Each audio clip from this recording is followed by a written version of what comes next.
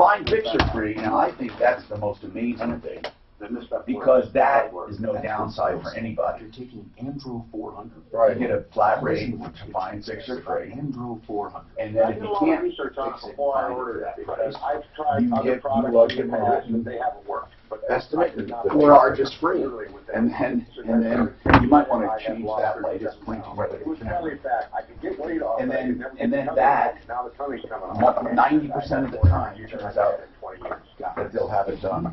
Yeah.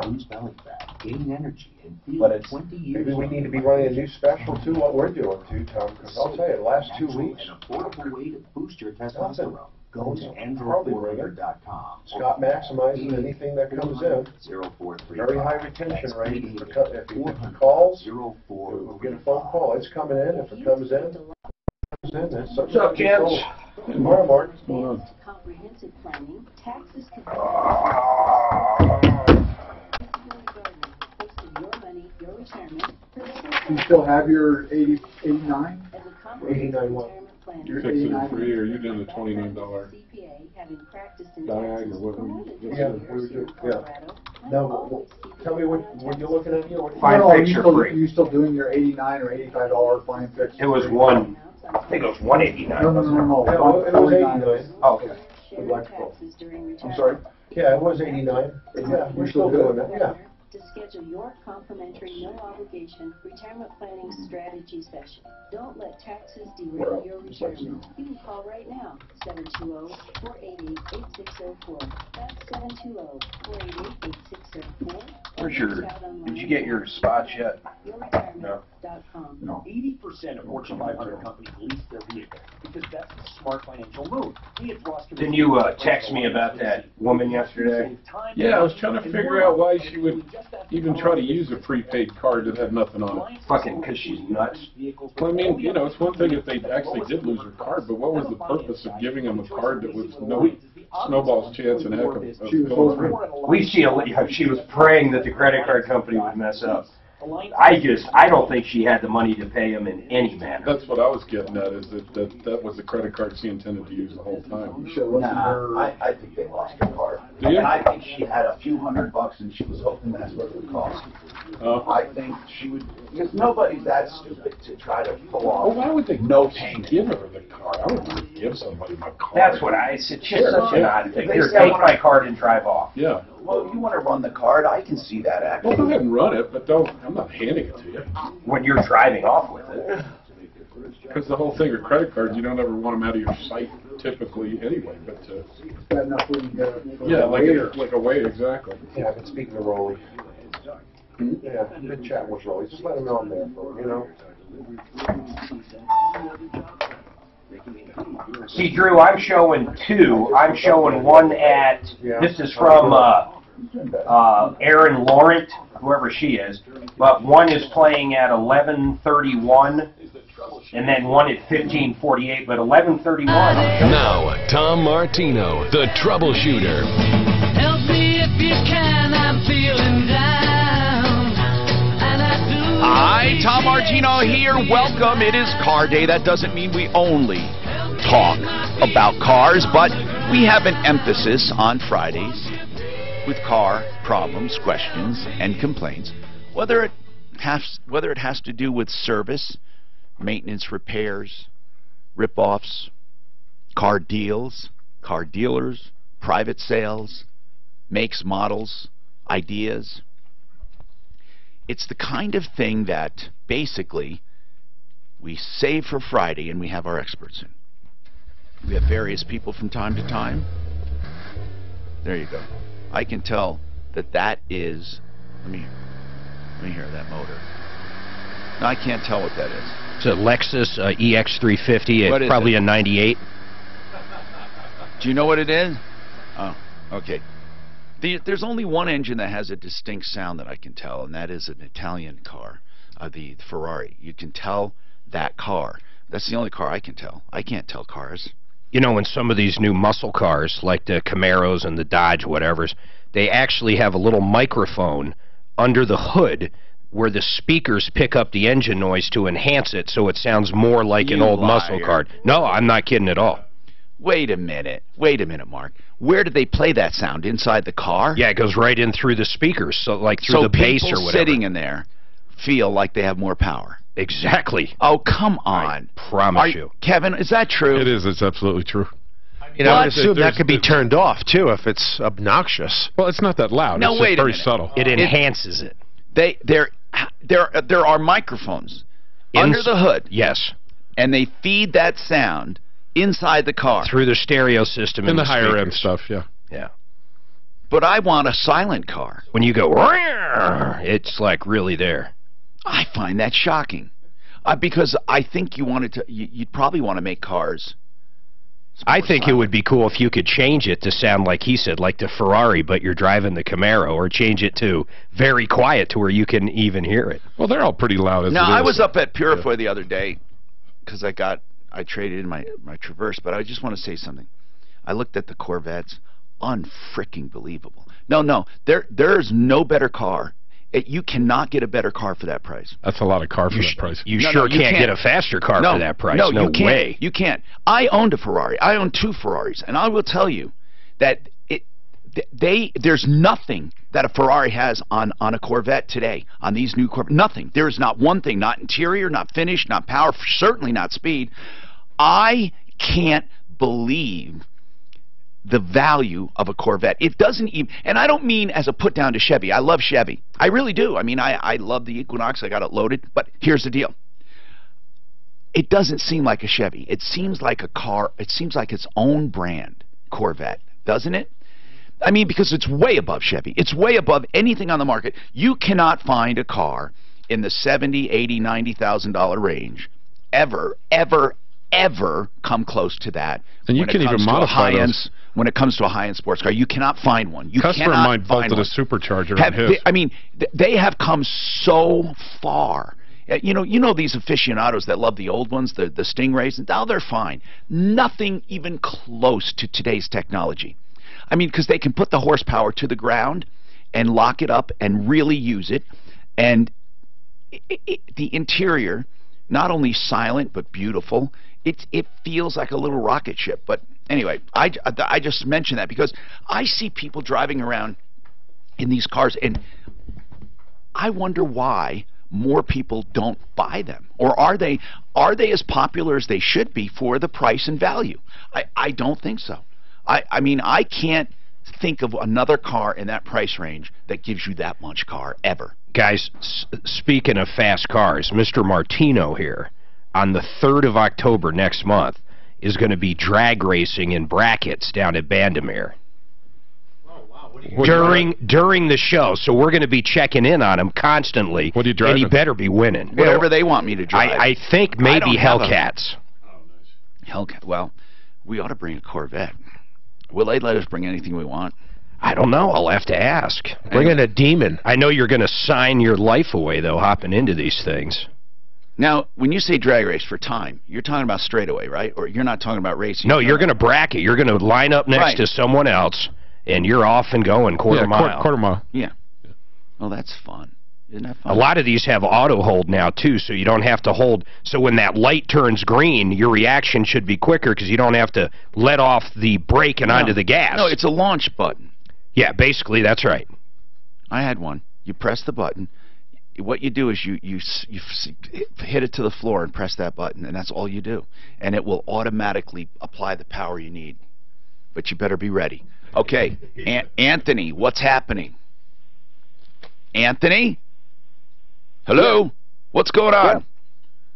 Nada. The car shop, you say. Is that the name of the place? That is the name of the mechanic shop, yes. What's wrong with it? What's the problem with it? So, I was referred by a friend to take my car there. He's had really good luck.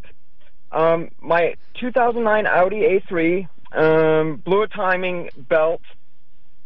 The gentleman said he could fix it. Is this an interference engine on that 80? Did you do any damage to the engine? Yep. So when the timing belt went, it hit the piston and bent the valves. Why didn't you have your timing belt replaced? Supposedly when I got the car from a dealership in Denver, they had done it.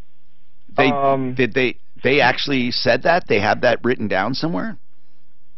They verbally told me that it was replaced, but oh, man. I only had the car for about less than 30,000 miles. How many miles on the car? 150. Yeah, well, whenever you buy a used car, I don't care who you buy it from, if you cannot see for certain it was done, you got to do it. You have to do it. On any interference engine with a timing belt, you have to do it. You buy a car, most people buy cars with 50 or 60,000, that's just when they come due. Right. And I doubt yours was ever done. Hey, where is this shop? I can't locate it. Is it in Denver or is it in Wyoming? It's in Colorado Springs. Okay. So what's the problem with them? Tell me the problem. Okay, so I took the car in April. He agreed that he can do the work. I asked him if he had software to do the motor and all that, and he agreed, said yes. How much did he quote you? 23.20. The motor that I paid for was 23.25. Is that a used engine, or are you going to rebuild yours? That was a used motor he was to get in, and then I would pay that same amount upon completion of the work. So half down, 23.25, and then 23.25 upon completion. Correct. And where is it right now? Just tell me the status. It's in my driveway. They towed it to my Well, did driveway. you pay the original $2,325? Yes. Did they buy the motor? I can't be guaranteed because there's a motor half hanging out of the car now. Why did they tow it to your house? Why did they give up on this? So my lawyer wrote a letter saying... Why'd you have a lawyer write a letter? Tell me what went wrong. You're not telling me. All you said was you brought the car in and now they towed it back. So, a lot happened in between. Why, first of all, did you have an attorney write a letter? So over the course of the summer, every time I'd call, he would not answer the phone.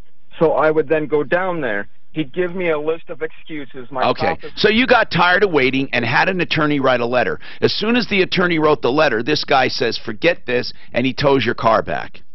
Correct. Now, the engine that's in there, it's not installed, it's just sitting in there?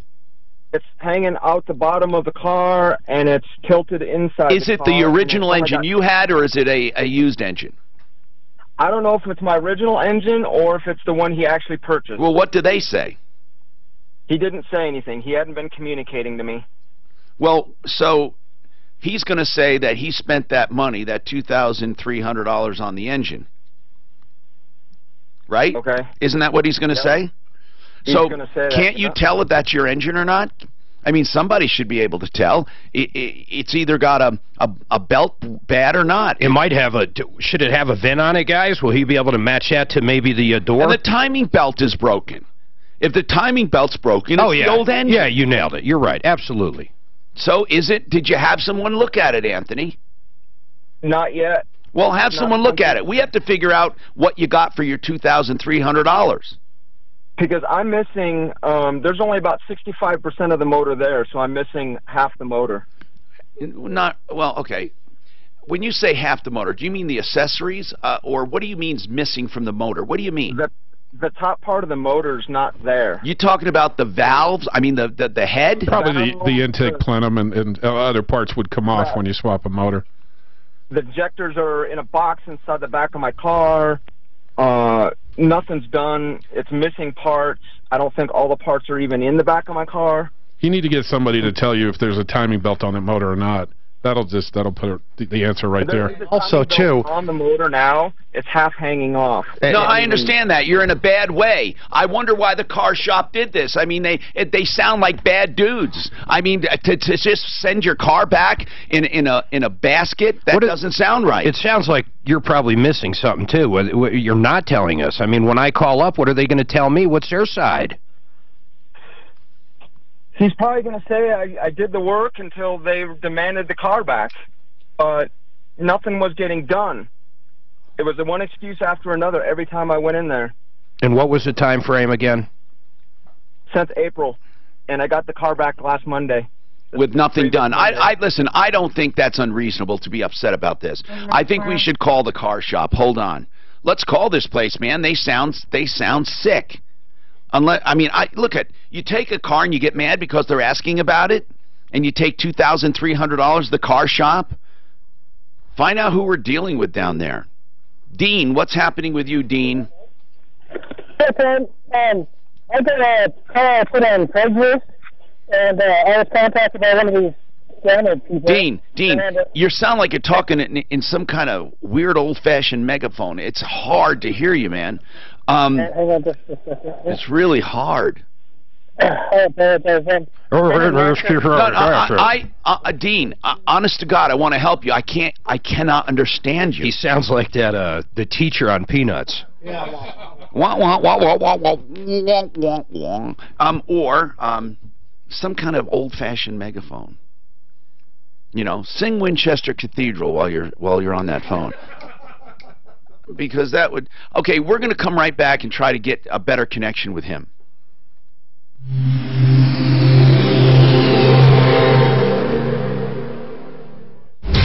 This report is brought to you by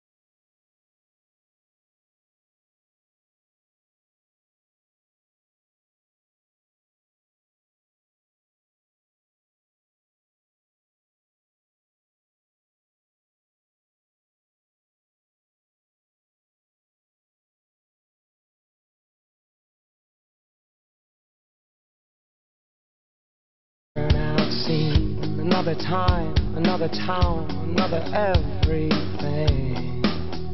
But it's always back to you. Hi, Tom Martino here. Welcome. Did you call the car place down there? I did. I talked to a guy down there that answered. It's called the car shop. It's kind of, you know how the guy answered the phone? I called it right off the internet. He's like, hello? And I'm like, is this a car shop? He's like, yeah. And I'm like, can I talk to the owner? Well, he's not in. He'll be in Monday. So I kind of explained what the issue and who was calling. He said the owner knows about it. I got to talk to the owner Monday. But I got to tell you, I've never heard a business answer a phone quite like that. It was unique, to say the least. Okay, so, Anthony, we're going to have to wait to hear from the owner, see what we can do. Anthony, the owner's name's Rick. Does that sound right? No, I've been dealing with a gentleman named Rusty. Well, I think Rick. I guess maybe you could have said Rusty, but I'll find out Monday. And if they don't want to talk Monday, we'll get a little more aggressive. I'll be down in the Springs actually next week. Let's get his name and number and follow this up Monday. Dean, I'm hoping I can hear you better now. Yeah, Tom, can you hear me? Yes, better, way better. So tell me about what's going on. All right. Well, my friend's mom got a new car. And, can I ask you something, Dean? What were you talking on before? I was on a Bluetooth, and I'm out in the middle of nowhere in Montrose. Yeah, but that Bluetooth sucked, man. Usually you can hear them on that. Okay, so what's going on then? Well, what I did is my friend's mom had bought a new car, and she wanted to get rid of her old car, and it's a 2002 Ford Taurus 3-liter, I think. And so I told her I could put it on Craigslist. We don't want $1 million for it. I just listed it for like $1,200, see who would bite on it. And then I got contacted by one of these scam artists that wants to send me a cashier's check or yeah, for more money. Check. Yeah, for more money. And so I said, yeah, sure, go ahead and send me the check. So they've sent me the check, and I've got the check at home. I still have the car. I'm obviously not going to give these yo-yos a car. Now, what did they want you to do with the extra money? Well, they said that's for transporting it. There's going to be a gentleman that comes down to pick up the car to transport it, and I'm supposed to give him the extra money off of this. And I've been in contact with him. I mean, I have his phone number, but I don't know how to nail the guy. Well, here's the problem. Are you in Denver? Yes. Right now I'm in Montrose, but yeah, I'll be in Denver tonight. Is that where the guy is going to pick up the car in Denver? Yes, sir. He's going to pick it up in Denver. That could just be a service he hired to pick up the car. I don't know if whoever's picking it up really has anything to do with it. Do you think so? Well, he has to give the extra money to this guy. I mean... Yeah, that's true. I don't know. Yeah, I've got the guy's phone number, but I'm sure he's changed phone numbers on me twice. So I know this is... I mean, it's such a scam. It's so common. I'm just... Did the guy have an accent that called you? You know, I haven't talked to him. It's all been through text messages. Oh, well... Yeah, so well, I don't know. There's a way, what are we trying to achieve, though, is the first question. Fun, probably. He just wants to nail the guy because the police aren't going to do anything. It could be a good confrontation. I know, it could be fun. Maybe How much was the check for? When are you supposed to exchange stuff? How about if he'd do it right here? Well, right in our lot. I told him I won't be back into town until 8 o'clock tonight, and of course he wants me to digitally deposit my check, but I'm sure I could hold him off till Monday and tell him, I can't deposit the check until Monday. So I think it would be a cool little sting. We could do a live on it. Yeah. We got to set it up right. It's got to be around here, though. I mean, I'm not going to Montrose. That's a fact. No. It's going to be in Denver area. Let's do it right here. Why don't you tell him we'll do it right here in this parking lot, man? Yeah, that's fine. I can do that. I can set up because he doesn't have... Let's do it Monday, 10 a.m. Let's do it right as soon as the show starts. Well, 10:30 maybe. Yeah. What I did is, he doesn't have my name. I didn't give him my real name, and he doesn't actually have my address either. I gave him my business address. Well, it's my wife's business address. But in any case, he is expecting to actually drive away with the car. Oh yeah, he's expecting to have somebody come down here and drive away with the car. He was hoping to do it tonight, but I'm sure I could probably hold him off till. And how much more How much more was he giving you for the car? I don't know. I haven't. How much is the cashier's check? How much is the... I haven't seen it yet. My wife told me that the check is there. Did she say how much it was? No, I don't think she's opened it or anything yet, but... well, why don't we check and see how much it is, and then let's be in touch for Monday. Let's do it. I would like to do it. 303-713-TALK, 713-8255. Okay, by the way, our guest today, I didn't mention, Kevin Calkin from Sheridan Auto Tech and Mark Machowski from Budget A1 Transmission and Auto Repair. And let's talk to you, Shelley. What's going on? Well, in June, I guess it was, I had my father into the emergency room at the Penrose Hospital, and they checked him in. And he was there 2 nights. The second day he had his hearing aid and his teeth. The third day I took stuff up to clean his teeth and no teeth. The head nurse said... Why'd they take his teeth? They threw them in the trash. What? Come on. How do you know that?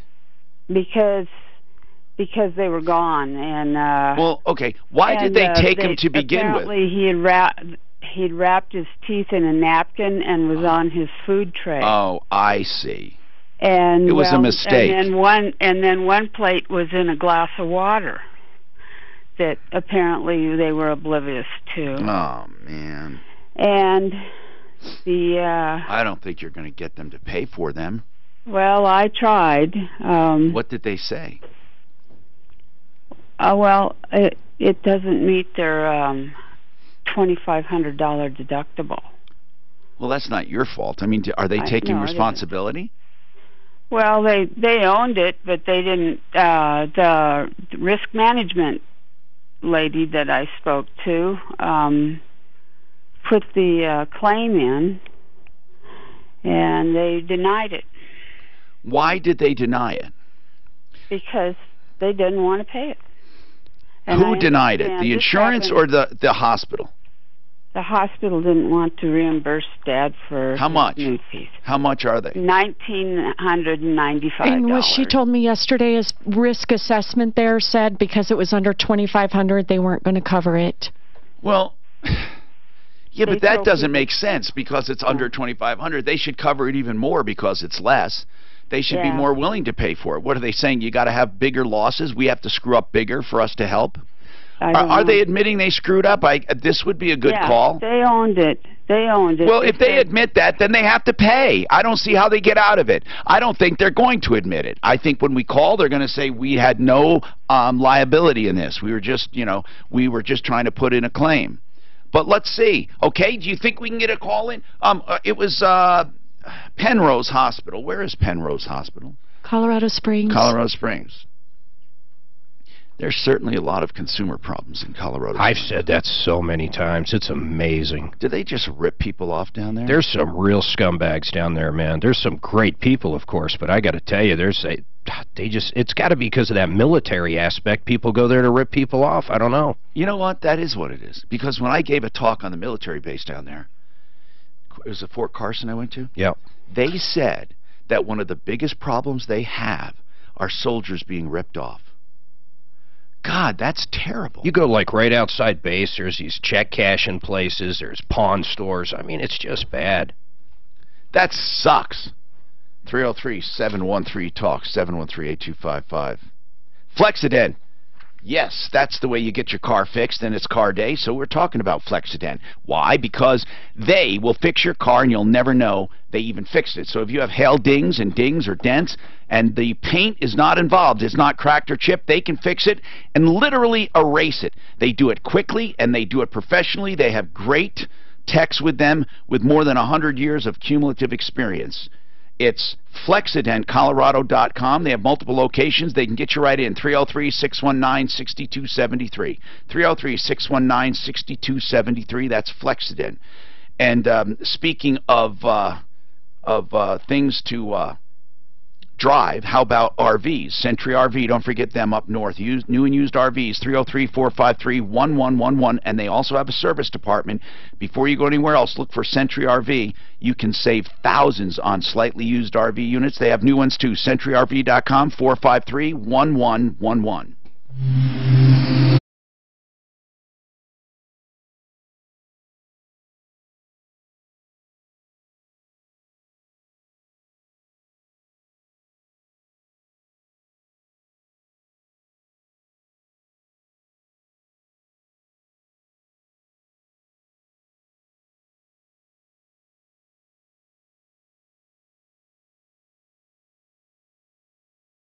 Capital One is the proud marquee partner of the iHeartRadio Music Festival. For more information on Capital One products and services, please visit CapitalOne.com today. It's unusual to do commercials about this because if you're an addict, you're not going to listen. I hope you would. Meanwhile, this commercial is mainly aimed at family because usually it's the family and loved ones who recommend rehabilitation. They call the Raleigh House. We've met with these people. They are genuine from top to bottom. They absolutely have a love for people and for what they do. If you call the Raleigh House, they want to help you help the addict in your life, whether it's alcoholism, cocaine, heroin, ecstasy, meth.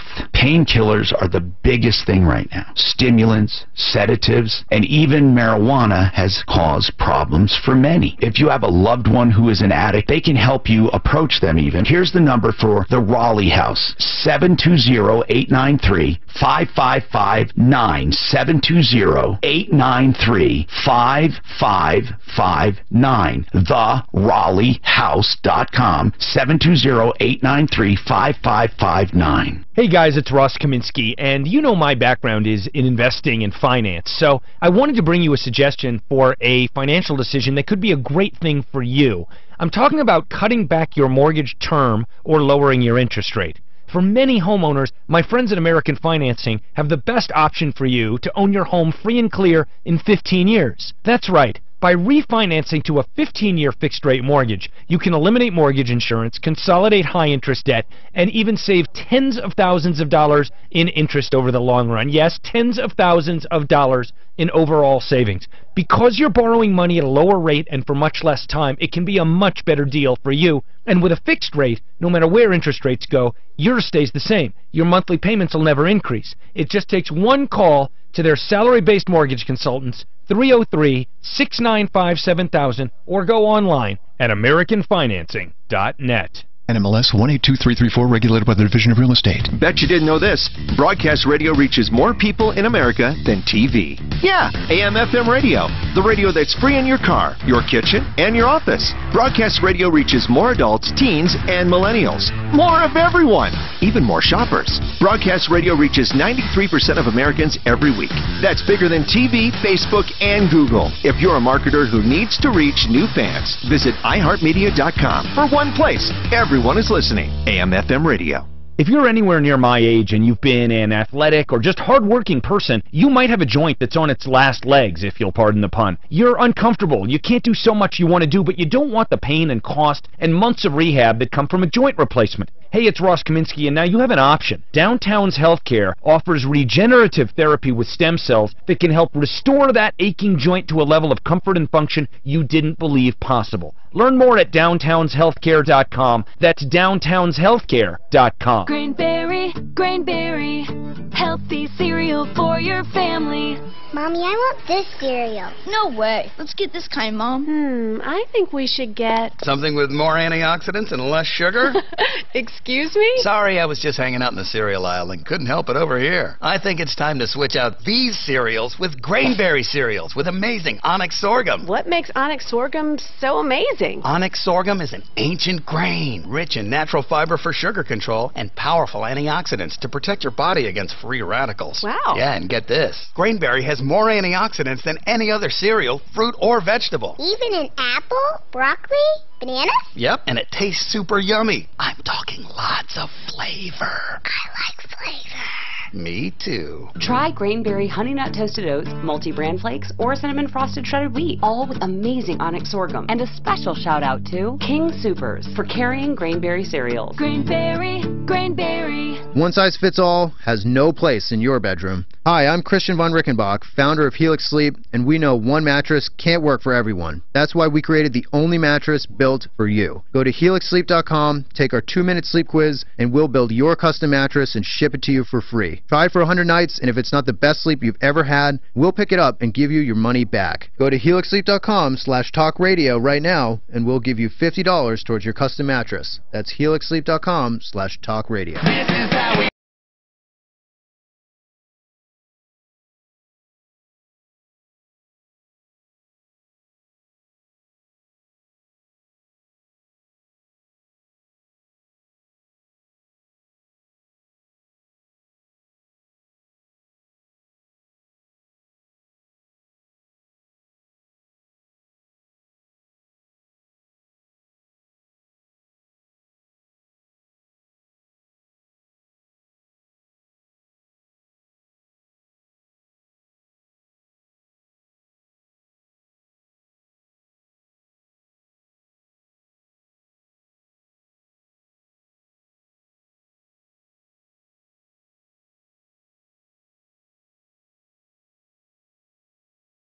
303-713 Talk. Maria, what's happening with you? Hello, Maria.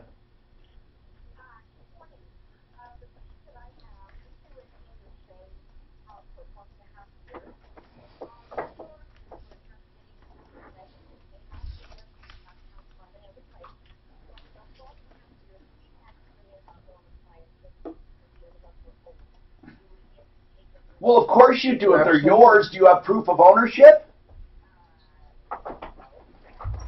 Well, hold on now. Here's what I want to know. When you replace the appliances, did they take money off the rent or anything like that? Did you throw the old ones out? Who's they? Oh, okay, okay.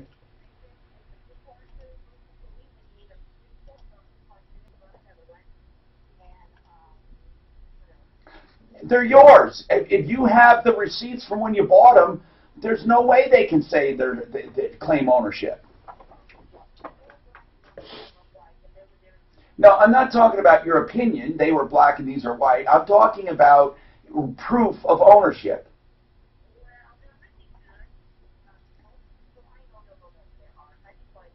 Oh, yeah, Maria, you bought them. I mean, it would be different if for some reason, you know, you signed to be responsible for certain things and you broke it and replaced it. But if you just buy them over the years, man, that's a long time you lived there, Maria. Do you know where you're going to go, Maria? You do. Do you know where you're going to go?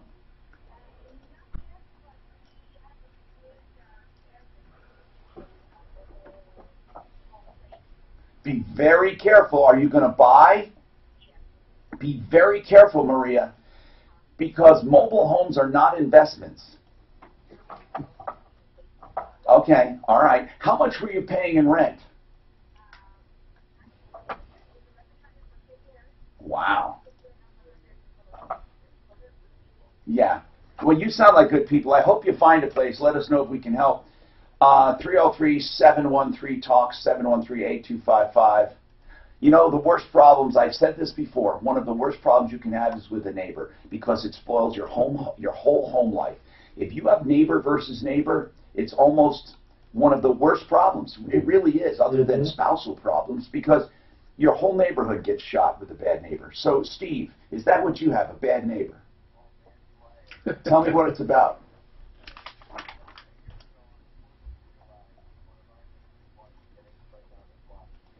Yeah. Yeah.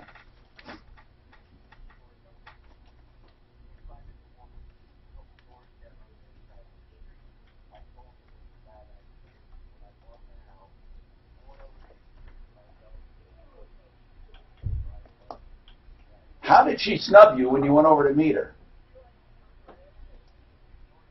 That's wow. Now that sucks. Okay, so what happened then? Right.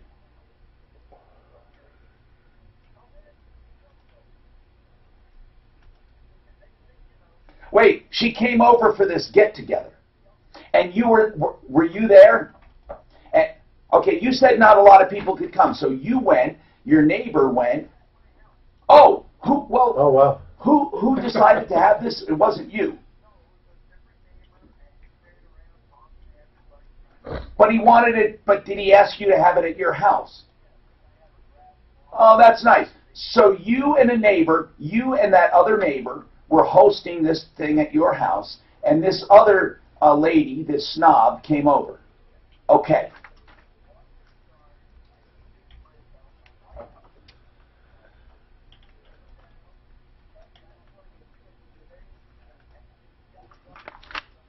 Now, how old is this? How old is this woman? I'm going to say 50 plus. Okay, and was she claiming she got sick from the food? No, she didn't have anything. She was in less than 2 minutes. Okay, and she says she has to go home. You know, there might be something mentally wrong with her. She may just be antisocial. Anyway, what happened then? Well, she left. Okay. You know, we were offended, but that's okay. Yeah. The next day, she posted a sign on the side of her house, on the front of her house. I'm a neo-Nazi, I'm a racist, F this, F that. Wait a minute. Are you kidding me? No. Are you any kind of minority she may hate? I'm Hungarian. I'm a long-haired, bearded Hungarian.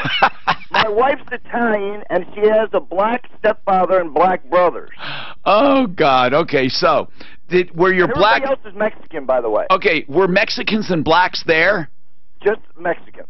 Okay, and do you think she was sick to her stomach because she was around brown people? She was born in Mexico. Who was? The woman. Is she Mexican? No, she's American. Her parents were professors in a college.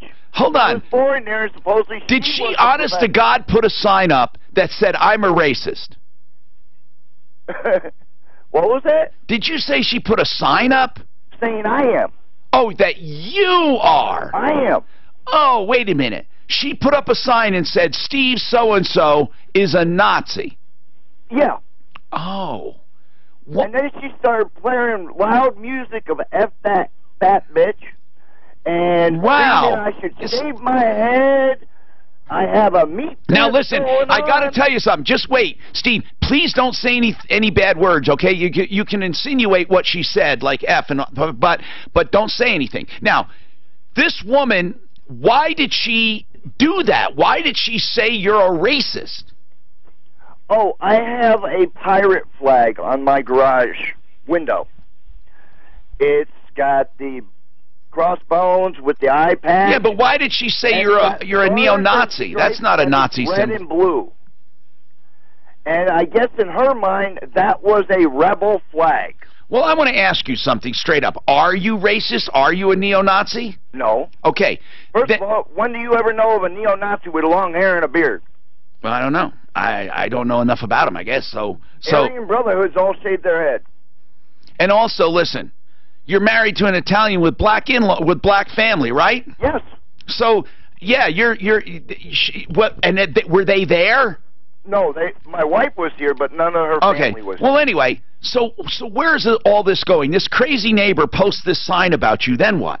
Then she stands out in her front yard pretending she's whacking herself like a guy would. Are you kidding me? She's mentally at the same time. She's mentally ill. Well, my doctor says she must be a what's that? Mentally ill. Crazy. No, schizophrenic. Schizophrenic. Yeah, that's the word. Okay. Okay. So what do you think? Now what? What's going on now? Well, she hasn't stopped. What? Wow. Over a year. We keep calling the cops. Now, wait a minute. Over a year, what? If I went over there, like, one day this next week, what would I see? She may come out. But what does she do? Screams and yells, very vulgar stuff, racist stuff at me. And now she's going after all the neighbors. Wait a minute. You guys, come on, man. This is terrible. And you mean the police won't do anything? Their hands are tied. It's Pueblo, Tom. It's harassment, man. You know, the neighbors are calling. The poor neighbor that lives adjoining properties with a fence. Yeah. His wife and them, they're very Christian people, extremely. Yeah. They can't even use their backyard with their grandchildren. If they walk out their backyard, she's screaming and ranting and raving. She graffitied the inside of her fence. Now, this is in Pueblo? Yes. F Nazi, blah, blah, blah, in big black letters with spray paint. Oh, my gosh.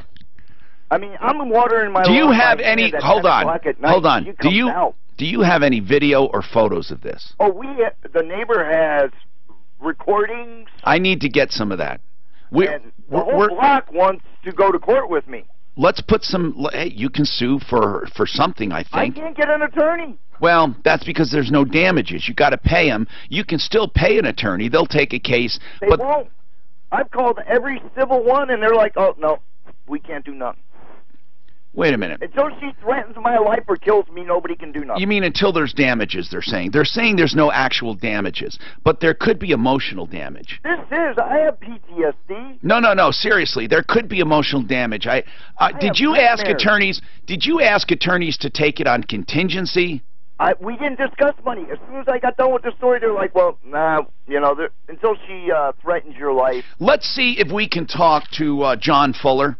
And just for the heck of it, let's just do that. Hold on a sec. We'll see if we can get someone. If not, I need you to get me, Suzanne, if he can't get someone on, if we can't get John Fuller on, well, even if we can, I still want him to send us some photos or any kind of recordings they have. I'm Tom Martino. We got a lot more to talk about, and I got to tell you, this is crazy. Rocky's Autos, by the way, 63rd and Federal. This is Car Day. If you're looking for a used car, truck, SUV, or van, they have a big selection of used cars, and they have a selection in financing as well. So whether it's a different color you want, a different make, a different model, different price range, you can try Rocky's Monday through Saturday, 9 to 8, and that's Rocky's Autos, 303-426-4646. And they got a whole crop of new ones in. In fact, their inventory changes so quickly. If you went up there one day, it could change the next. Go shopping, but put them on the list. Rocky's.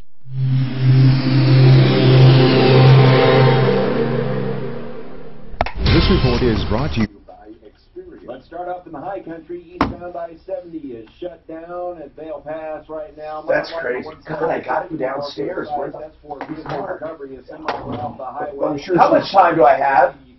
They got to recover it. It's going to take several hours. Detours are set up. I don't think I'll make it. Back in town, there's a crash on highway. Make what? I have to go down to the office. I have to get Flowing on the north end of town, southbound I-25, just heavy between 120th and 144th.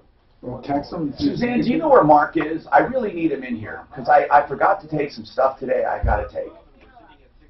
What? Traffic and weather. I'm Pete Wagner. 630 K-House. Oh. Okay. That's important. Find out if your data is at risk with a free dark web email scan only from Experian. In less than a minute, you'll know if your identity is at risk. Go to Experian.com/scan to help keep your identity. Hey, Rolly. Hey. Hey, good. I'm just right in the middle of doing this crap. You want to sit there or sit here, Rolly? You can sit there, Rolly. I can sit anywhere you want me. Right there. There's a mic for you. There you go. Hey, Rolly, how's it going? Can I help you with something? Is there something I can help with? I wanted to get some aspirin downstairs. I have ibuprofen. If you want aspirin, I'll go grab it for It's you. down to high strength one. Could you? Okay. Sure. Is that all you need? You could bring my briefcase too. Rather than trying to go through it, just bring my briefcase because I got some stuff there. Thank you so much, Suzanne. Mark will be coming back. Yeah, but you can roll it. Go ahead. You want to sit there for a while? Yeah, but you can have your own mic over you. That's your own mic right there. This you have to share mics. I don't think he wants your next one, though. No, I don't think so. I'm gold.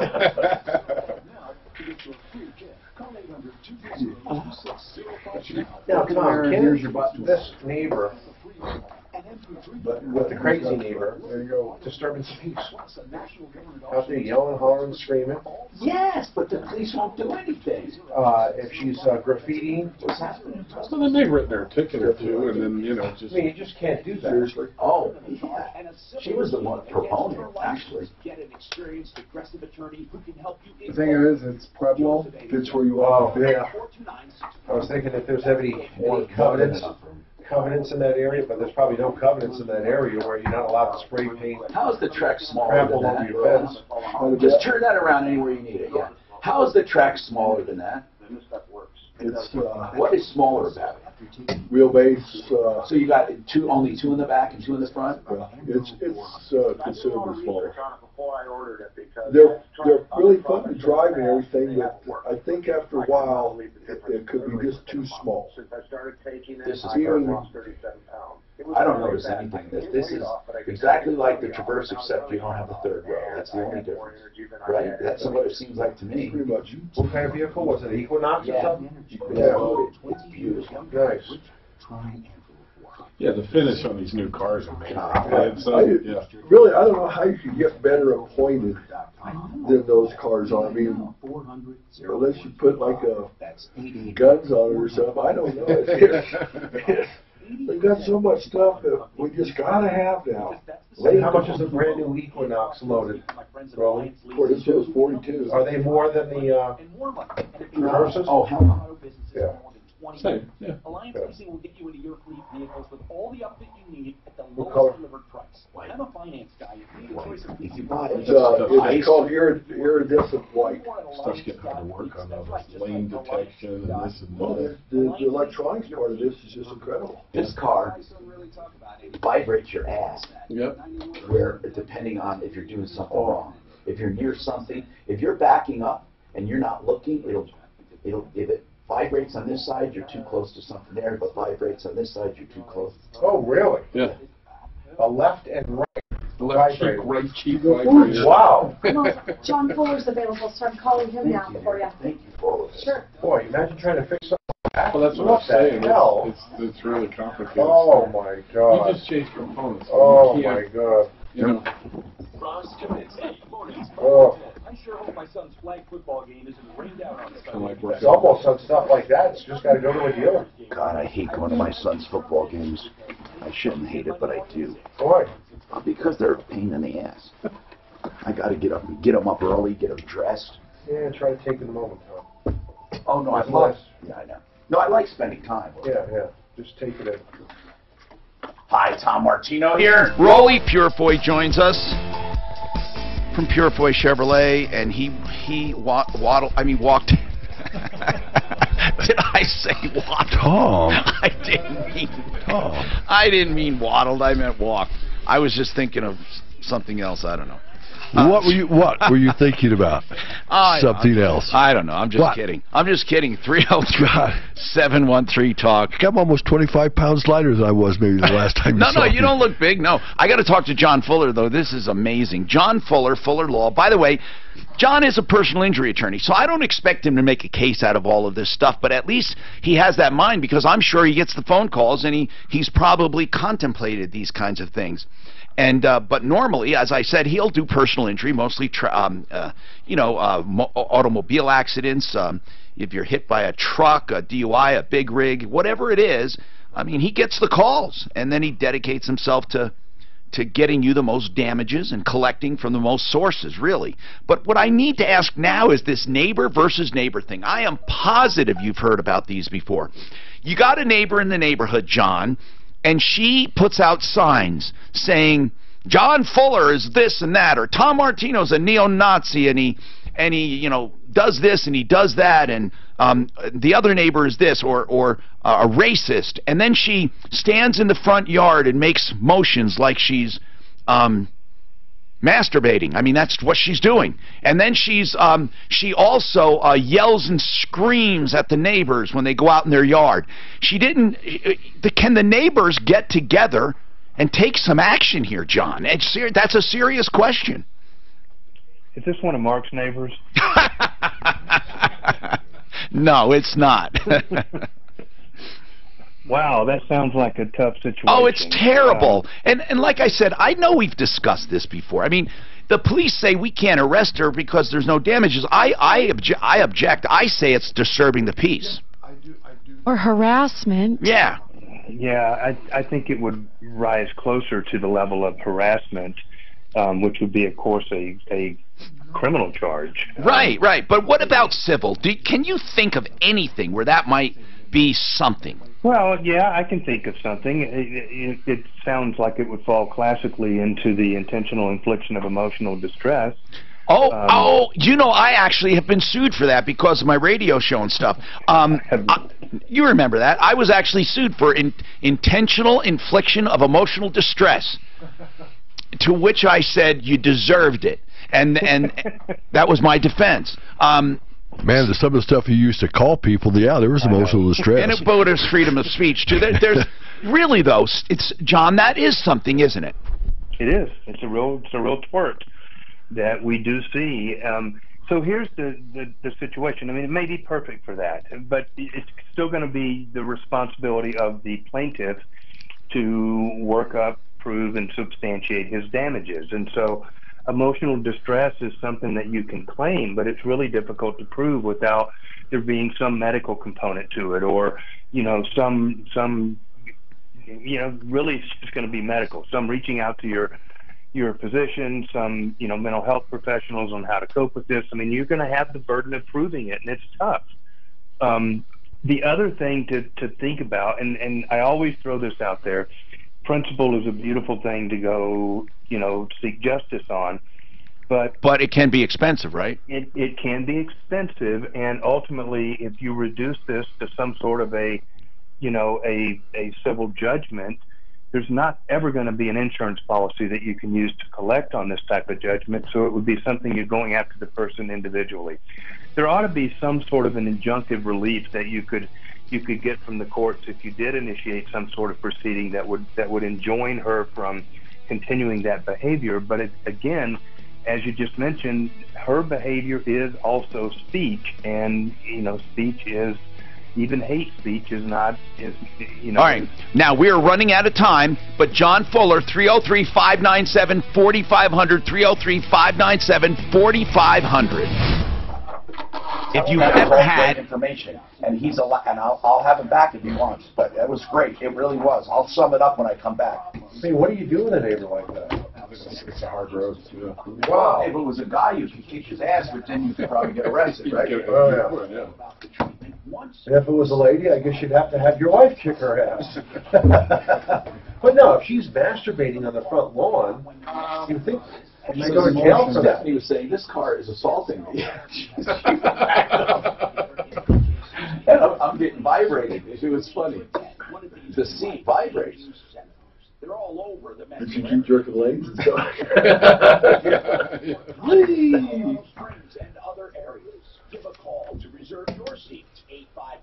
855-262-4040. The weird part is, though, you get in a car without the backup assist and everything else, and you realize just how much you rely on it. It's got a 360 camera, the virtual reality. But I mean, you get an older car. I still don't know how they project the picture of the car as if you're in an airplane. That's pretty cool. How does that? These lenses and the forward camera, the backup camera sees the license plate. It's so wide angle. So I mean, you can't. If you hit something with this car, you got to be an idiot. It shows you every angle, and it shows you from above. Well, they truly and slowly are taking the driver out of the equation. Yeah. It's just, like you say, you have to be stupid. I always was amazed when I saw that TV commercial. It was a long time ago. I don't know, maybe it was like 4 to 6 years ago. How the car, you press a button and the car parallel. I opened up that. I was chewing on that thing in this bottle. It's kind of fun just to sit there and let it do it. Yeah, just sit there and just let the car parallel park for you. Yeah. It's weird. I got an older shop truck. My truck has a backup beeper anyway. Yeah. So I don't have to look hard half the time. Yeah. You get in this, and all of a sudden you realize just how good that thing is, because you're actually having to pay attention. I know. I love it. I love the technology. How are things for your shop, Rolly? Are things picking up at all? We just need people. I need Good people luck. active. Good luck. I was just at a CADA meeting yesterday, and they're really trying to figure out different ways to address this technician shortage.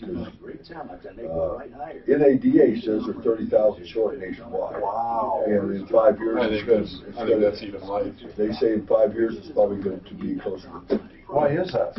Well, They just don't want to do it. nobody wants to. It's not a pretty job, I guess, or something. But being a mechanic? Being a tech. Now it is. Now I've never seen more clean mechanics in my life. Unless you're on a heavy line mechanic or something like that. It's not a dirty world. Not like it used to be.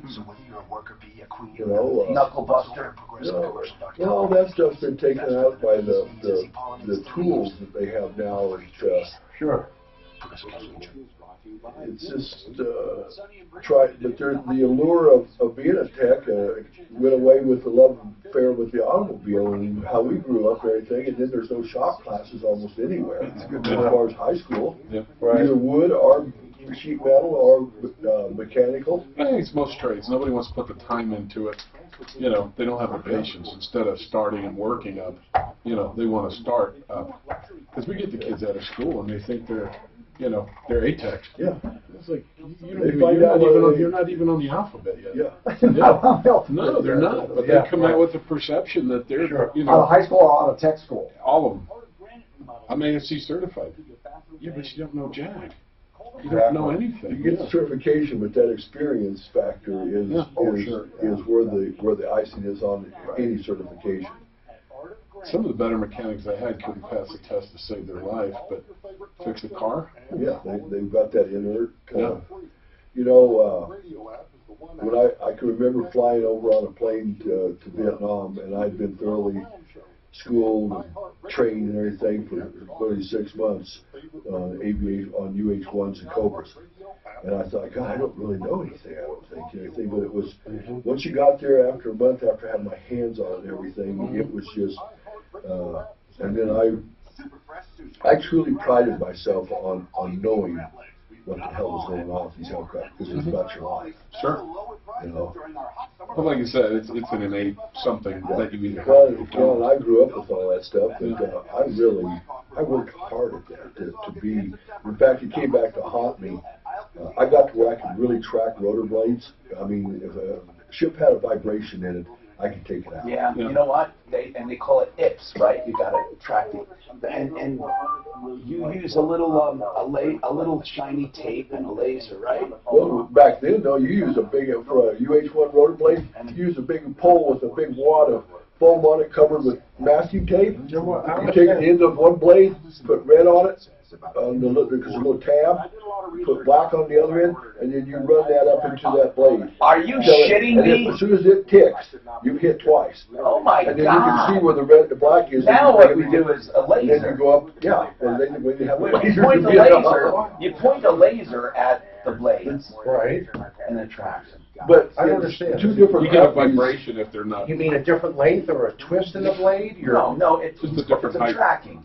There's a pitch all change length that you all of change. those blades should pass at the same spot. Right. Otherwise, they One of get. them's So on the end is a little. Got it. That your But what would laser make picks them up. get longer? It reflects your laser. Or they Just just lose Not it in longer, not longer. It's an adjustment. One would be here, one's here. Oh, They have okay. to track perfectly. Got it. And so different weights, different things over the years. You just have to. They have little trim tabs on. There's a trim tab. There's a piece of square about this big on a UH-1 blade, and you put this equipment on it, or this And you tool. bend the you trim bend it plate. a little bit. Or if it's really bad, you literally adjust the change links, the pitch links. But mine is so perfect now. It's so fucking hard to get them that way.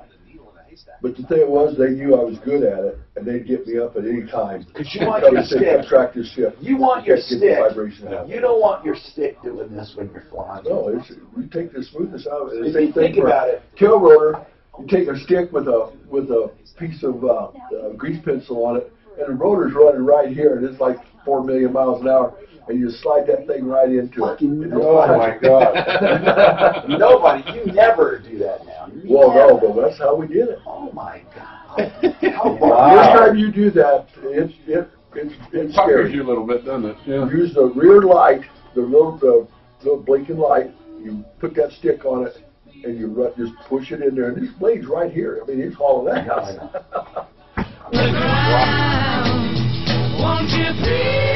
Hi, Tom Martino here. Welcome to the show. Today is Car Day. We are talking cars and, of course, anything else you want. 303-713-TALK, 303-713-8255. In the studio, Rolly Purefoy joins us from Purefoy Chevrolet. And then we have Kevin Calkin from Sheridan Auto Tech and Mark Machowski from Budget A1 Transmission Auto Repair.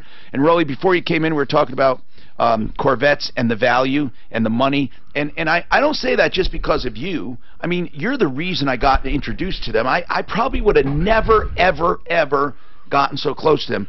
But, man, your showroom, I swear to you, I have never seen such precision for that price. Now, I say for that price because certainly you can spend tons and tons of money and find these hand-built cars, but these I don't No, for the dollar spent, there is truly, and I've said this to many people, not because we sell them. The dollar cent. It's just the truth. How about that? Well, if you want to go that way, but for what you spend the dough on, okay, I'll tell you that there's nothing better.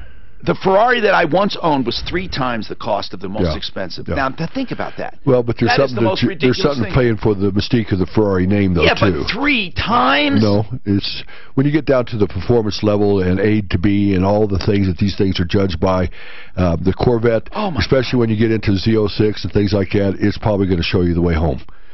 Unbelievable. Anyway, so and plus you can get them worked at just about any place on this continent pretty easy. That's what's great, and parts and and body work and everything. And it's not the end of the world if in a Corvette, if you had to change out a hood, honest to God, and you paint it and put, let's just say it was damaged by hail. Do you know if you put a brand new hood on a Ferrari, I don't care, just brand new, and it's painted exact, if it's found out, that Ferrari will lose 30 or 40% of its got real diminished value real quick, yeah. Wow.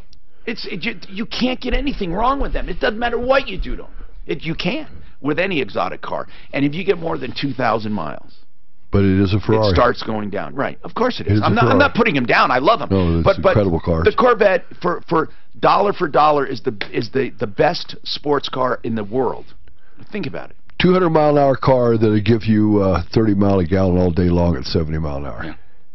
Now, we got Steve, who was talking about his neighbor, doing all kinds of vulgar expressions, signs, yelling, screaming.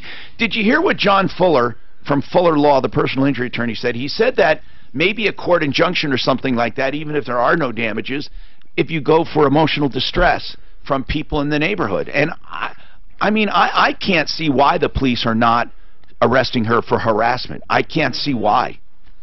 Well, they've given her a ticket. Okay, that is harassment. For harassment, right? Yes. Has she answered it yet?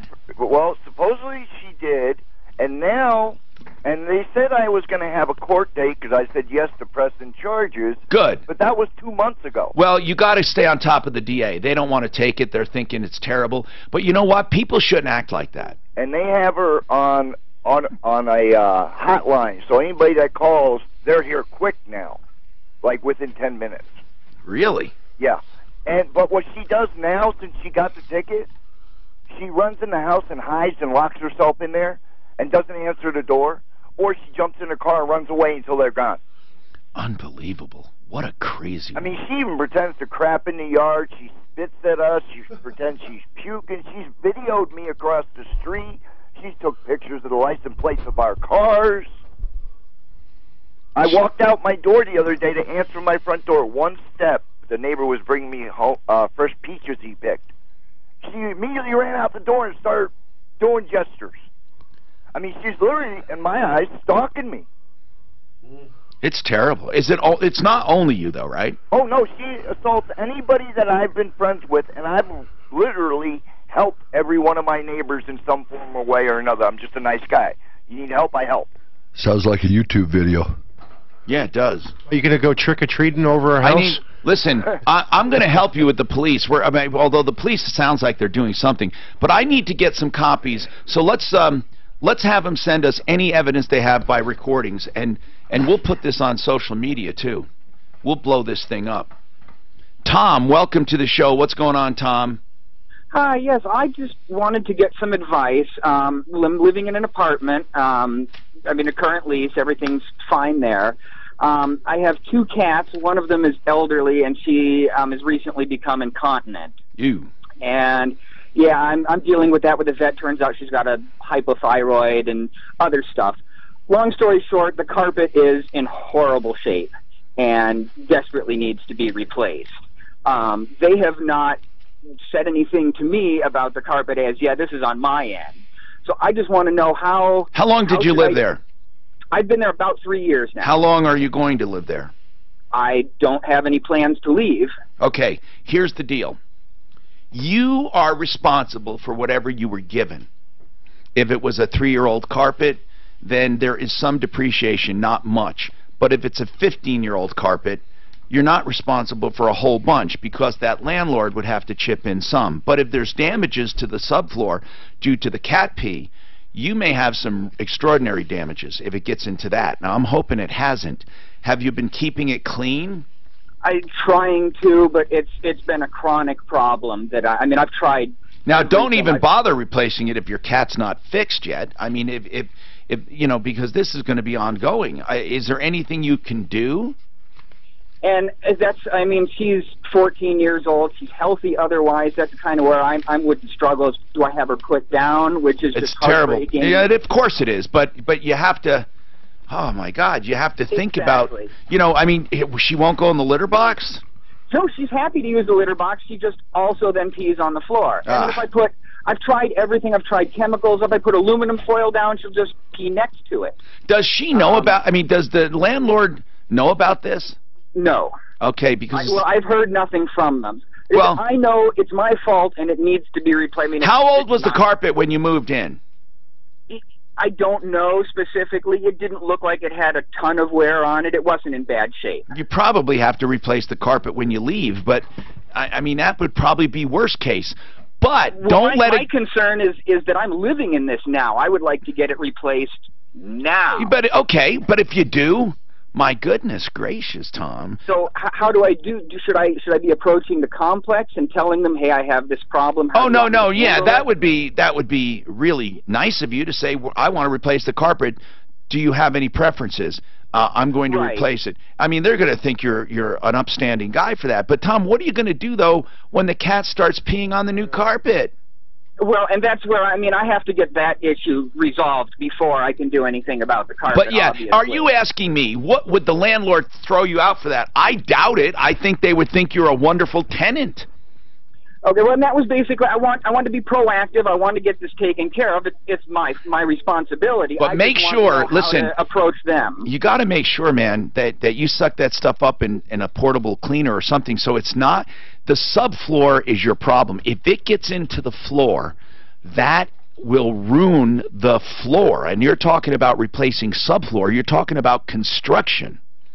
Right. Do you know if it's ever gotten that bad? It's possible, but I don't know. I haven't pulled the Does the cat have? No. Does the cat have a favorite spot? Yes. There's a spot. And like I said, I've tried to treat that spot. And if I put something down in that spot, she'll just go next to it. Yeah, I understand that. I understand. So yeah, and I feel badly for you because I know there are a lot of people who are not cat lovers. They're going to say, just get rid of the damn cat. You know, they don't think of a cat. They think of them as varmints. You know, but. I know, listen, I know how it can be. I really do. Little dogs have a problem like that, too. Freaking little dogs have a problem peeing. Tiny little bladders. Yours doesn't, does it? Not at all. I'm telling you, little dogs, and you know, I've heard that because of the bladders or something, but like Yorkies and stuff, God. It amazes me how long... Fred's a little bigger than a... Fred's a Westie, but it's amazing to me how long that dog can hold it. Yeah, but it's when they're little, it's harder. It really is. Well, they're not trained. They don't know. Yeah, you know. And but these, I think the worst are the little tiny ones, man. They can't. So listen, Tom. I would definitely be transparent with them on that, but I'm just hoping it doesn't get into the subfloor. As I said, that would be your biggest problem. 303-713-8255. Joseph A. Lazzara is a criminal defense attorney, and if you're ever in trouble drinking and driving, first of all, it's stupid because you can prevent it. That is the one thing you absolutely, positively can prevent by simply not drinking and driving. But there are those who still think, you know what, I'd only had 2 drinks or 3 drinks or 4 drinks. They try to calculate. Others are just flagrant. Others are truly making a mistake. They have no idea. Here's the deal.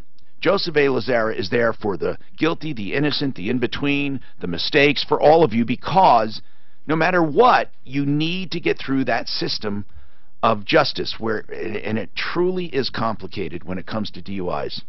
Joseph A. Lazzara, remember that name. I hope you never need him. LazzaraLegal.com. That's 2 Z's, 1 R. LazzaraLegal.com. 303-429-6200. 429-6200.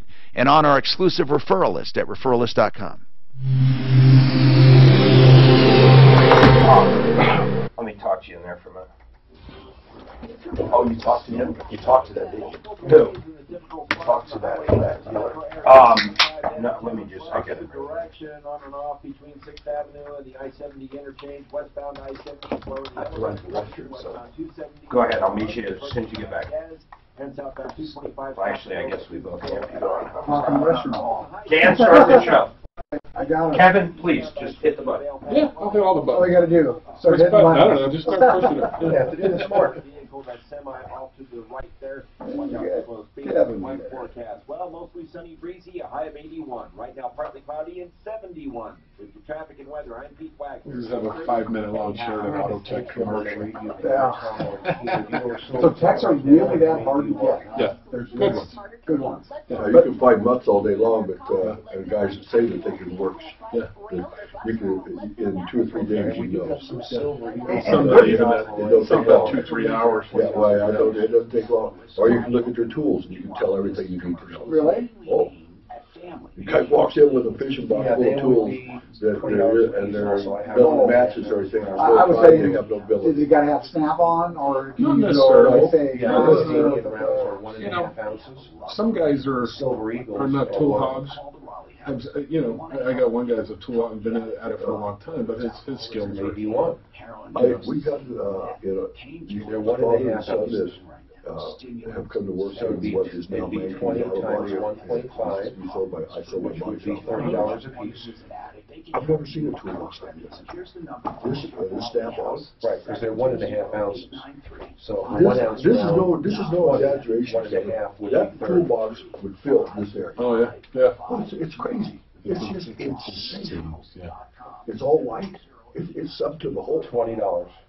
It's cool, but I never understood the need. Why would you do that? You know, you got 30-40 grand tied up in a box. Oh, I bet there's in that Oh, I box. mean there's tools. I don't 300 mean any bucks. tools. No, Yeah, I mean just the boxes. Yeah. Wow. I bet there's 300 grand Yeah. in that toolbox system that he's got. Holy cow. And when I say that, I'll take a picture Yeah. of it. If you roll into this room, those windows are gone. Yeah. I mean, from the top Whose toolbox is this? This is I can't say his name. It's a real strange last name. His name is Dan somebody, but he's come to work. He actually works for Mankey Auto Body, but they've stationed him in our shop, or the shop that I did have.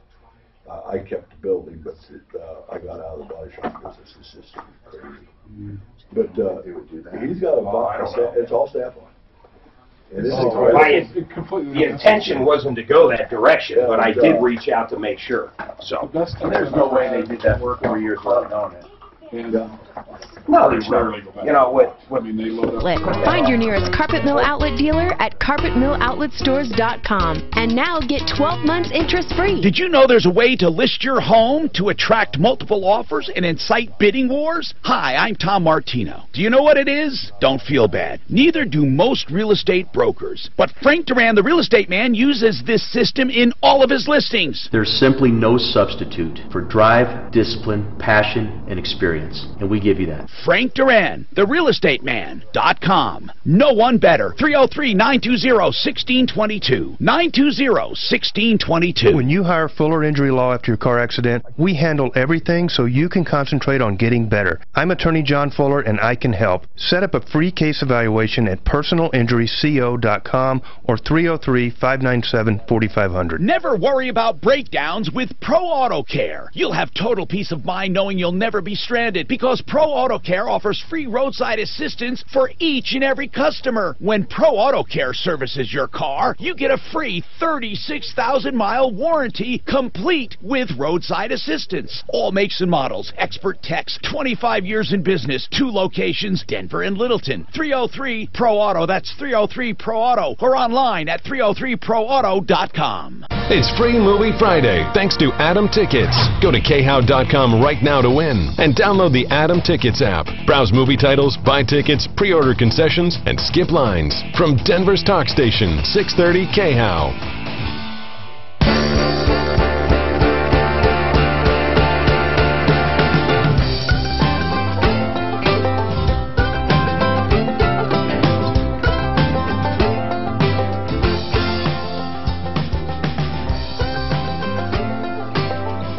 Hi, Tom Martino here. Welcome. 303-713-TALK, 303-713-8255. Okay, let's take somebody who's been waiting a while here, Sarah, with a 2004 Subaru Baja. The temp gauge dies 45 minutes into running. Is this every single time you run it? Well, in the cold weather months, yes. 45 minutes after it warms up, basically. Yeah. It dies. So, yeah. What does it do before it dies? Well, it dives. D-I-V-E-S, dives down to bottoms out, you know, at cold. and then it'll bounce back up. Okay, it's a short, right, or something. But why only when it? Why only after a long? Oh, after a while. Short should come intermittently, not consistently. Well, there's windings on the back, and it's just building resistance, and probably the resistance overtakes it, and that's when it drops. Okay. So there's little motors on the back. The way it works. Exactly. It's just worn out. Yeah. Okay, it's that easy. So you think it's a short? No, or he's saying a worn out on the back of the gauge. Yeah. Just a worn out gauge. It's that simple. Okay, so I've replaced the gauge. Still did it? I've had this serviced 3 times at Pro Auto Care in Littleton. Yeah. I've had it serviced. I have the thermostat replaced at a more convenient mechanic to me. Now, what did you have Pro Auto Care do? They replaced my engine, put a beautiful new engine in there last summer. Works like a dream. I love it. Okay, but before, did it happen after they put the new engine in? Yes. Well, then, did you talk to them about that? It's been back 3 times. So what we discovered. Could they have done anything replacing? And she loves the engine. She's not complaining about them. But could they have done something in it? Could be a bad temp sensor. I was going to say a temp sensor would be the next thing to look at. Yep. Or it could be a bad ground somewhere. She already replaced the gauge, so the sending unit, that's all there is. The sending unit and the gauge. What do you have in between? Wire. And the wire, if it was shorting, would not be consistent. When the gauge goes down, is it still registering temperature? No, it dies down to nothing. The temperature decreases in the winter. It didn't show up all summer, obviously. Even when I ran my air conditioning unit, I did not have the same problem. But it was almost snowing. I live in Bailey. It was almost snowing on Friday, and I went ahead and had the heat on.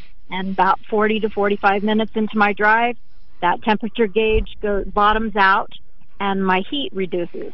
So on a normal heat too. On a normal summer day, then you would have 180, 200 degrees showing on the temp. All the time. Yeah, that'd be a thermostat unit or some sort of a pressure loss somewhere in the coolant system. You don't think it has anything to do with the sending unit? Well, she says she's losing temperature as well, so the heat is actually so she's literally losing. Literally it's losing not temperature. really. It's. I mean, so she's really losing. Yeah, totally different. So the gauge could be accurate. Yes. Correct. So does the engine run differently when the temperature dies down? No, the engine runs like a top all the time. Not a problem. So the first fix that we did was I took it back to Pro Auto, and they thought that when they did the engine replacement, that one of the clamps on one of the hoses was not tight enough, and so they tightened that up. I continued to have the same problem. We checked the coolant level. I continued to have the same problem. So we replaced the thermostat. I continue to have the same problem. Wow. So those are the fixes that we've done, and that's why I'm calling, because you have all the mechanic brainiacs there. Yeah, could be still a bad thermostat. If you don't get an OEM thermostat for a car like that, you could still have the same problem. I would get a thermostat right from Subaru. And you wouldn't think it would have an airlock by now. And someplace in there. I did just that because I had the new engine in there. I did get an OEM part, and I still have the same problem. It didn't show up all summer when I'm not running the heat, but it's happening So when you're running the heat, it's bleeding off. Yeah. But that's the only time. AC, no problem. Windows down, no problem. No, you never lose coolant, though? Have you ever had to add to it, or it stays full? In the first repair that Todd did for me at the Littleton shop, I was losing coolant, which is why he put a new clamp on there and got it down good and tight, and I'm holding coolant now, but I still have the same problem. Jeez. I know, that's why I called. Yeah, is your cooling fan cycling on and off? Yes. Mm-hmm. And does the cooling fan turn off when that temperature gauge goes down? Because I'm driving, I will pay better attention. But the car runs fine. Oh, fantastic. So is it really losing temperature? And how does that affect the car if it's losing temperature? Do you not get heat? If you turn on the heat, will you not get heat? 40 to 45 minutes in, I get nice cool air in the middle of winter. Oh, I see what you're saying. Okay, so the heat... So it's a bit inconvenient. I am baffled. But it continues to run well, and so is Todd, the manager at the Littleton store. He's just baffled. We have somebody who called in that has a comment on the Subaru overheating. Go ahead. What is your comment? Hey, so I'm just curious. Is she running the defrost when this happens? Why would that matter? Because when you run the defrost, it runs the air conditioning unit, which will run the radiator cooling fans, which might be causing the overcooling issue. Oh, I know that voice. So it's Ted, the I-Ted, he calls himself, I-Ted, like an I. Lunch. IMAX. He owes us lunch. Okay, so Ted, thank you for that suggestion. So Sarah, you got these guys baffled. I'm hoping people will call in. So here's what it is. She drives her car, and it happened only after the new engine was put in it. But now, after about 45 minutes in cold weather, you lose temp. You don't get heat. The temperature gauge shows it's cold. And it doesn't happen in the summer, and it doesn't happen when you're not using heat. Like if you don't use heat in the winter, would it hold temperature? No. As a matter of fact, it's funny. I turned the heat off this last cold split, and it dives. It bottoms out anyway. That gauge continues to go Why down. is she losing temperature, operating temperature? Why? To me, it's a circulation problem with everything she said. Like a pump? Something. You know, I've seen this one time. If the impeller fan in that water pump is loose intermittently, that would cause that, which would mean a bad water pump. But why wouldn't Al put that engine in? Wouldn't they check? Right. And were they? But you didn't get all new accessories, did you? Not all new accessories, but I did have to replace that entire block and everything. And water pump too? Without is the water pump internal? No, is it? Sure. No, it's external. It's I would think on that engine. Check that belt tensioner on the water pump. Could be a bad impeller on that water pump. Those guys have looked at it and know this problem, and they haven't been able to come up with with an answer, right? Exactly. Yeah, you're not going to see a bad impeller though in a water pump until you take the water pump off. Right. And everything she has said to me says circulation of the water is not right. Will the car warm up if you stop driving and just idle? Yes, it does. Okay. It will warm back up again if you stop. Yes. And then when you rev the engine out, that temperature goes back down? Between 40 and 45 minutes of running time. It's so... And I have... No, but if you're idling, it'll stay hot. If you drive, it'll go down. And if you're idling and you rev the engine, would it go down? It really seems to be a timeliness thing, which is as odd as it sounds. I have an hour commute to work. So it's more time than it is rev or RPM. Right. But if you let it sit in the driveway for an hour running, you'll have heat the whole time. Can you try it? I will try that. I will idle the engine and go out and check it and see. Yeah. And make sure it's not overheating. Well, it's not cold enough, is it now? Well, this weekend's supposed to be. Yeah, in Bailey, it's cold enough. Man, and I'd love to call over at Al. Who's been working on it over there? Todd has been the manager over there, and he's just been awesome and terrific. No, I understand you're not complaining about it, but I'd like to call them and find out what they think. Let's call over at Pro Auto Care, see if we can get somebody on who knows this problem. Wow, 303-713-TALK. John, I'm so sorry that you've been waiting a while. What's going on, John? John, are you still there, bro? John! Doggone it.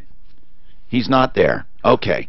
He had a problem. Leslie's got a comment, and I appreciate this, Leslie, on the cat that was peeing on the carpet, and the guy wanted to change out the carpet. He didn't know what to do, and he has two problems, the carpet and the cat, and then I was hoping it didn't get into the subfloor. What were you calling about, Leslie? I had that happen to me, and you don't have to do any construction or anything. You do need to rip out the carpet and remove it, throw it away, put down kills. And the pad, right? You got to get rid of the pad. Yeah, you got to get rid of all that. So you're going to have to redo and then you all put kills down on the wood. Yep. And that gets rid of cat urine odor? Yeah, absolutely. Because I had Stanley Steamer come to my house several times trying to get it out, and it just doesn't work. So that's what you have to do. And kills is what is it? KILZ or something like that? I think it's something like that. Home Depot will know. Yeah, I've heard of it before. It's supposed to be fantastic stuff. It is. Okay, but did you correct the other problem, the cat?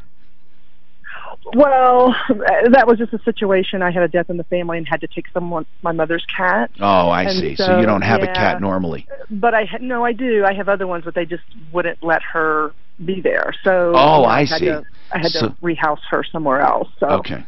All right. Well, thank you for the suggestion. I appreciate that. We have a lot more to talk about. 303-713-TALK. I hope you never need wink and wink. If you do, they're understanding. They're compassionate. They are bankruptcy attorneys. Some people make mistakes. Some people have divorces or deaths in the family or just a catastrophic illness, and you find yourself in a financial situation you just don't know how to escape. They do chapters 13s and 7s. Winkandwink.com, 303-410-1720.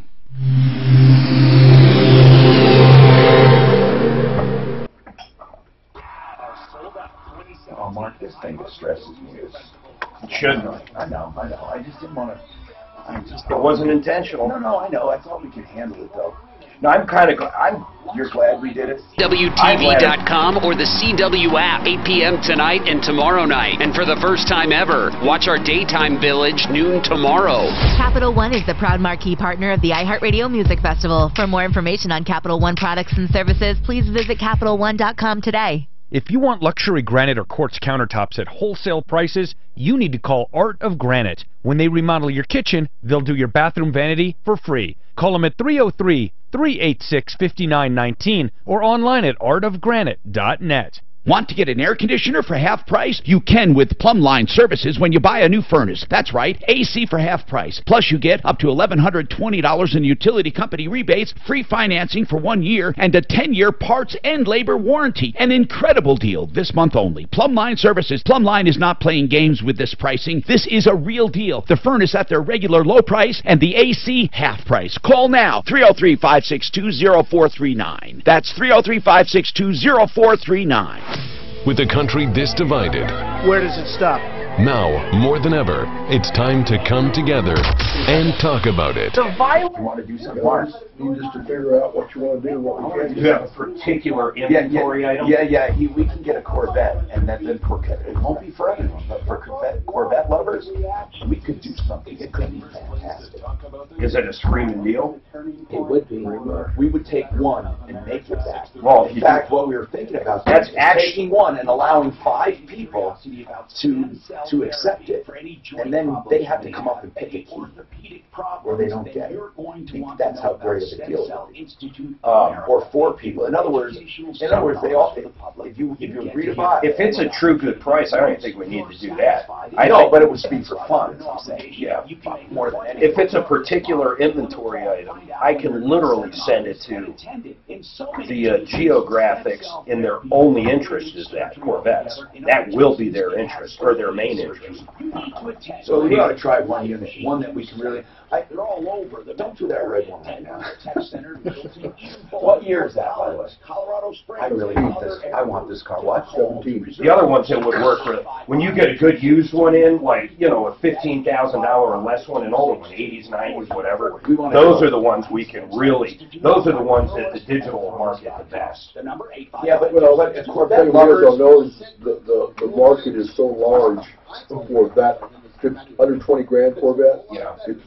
They go away pretty quick. Hey, Rolly. He doesn't need help. Is what yeah, exactly. Rolly, that red one that you showed me, what was? You said it was what package? Grand Sport. Grand Sport, and it's wide without spending all the money. It's the same thing basically as a Z06, except not the engine without the bore motor. Right, which you don't need.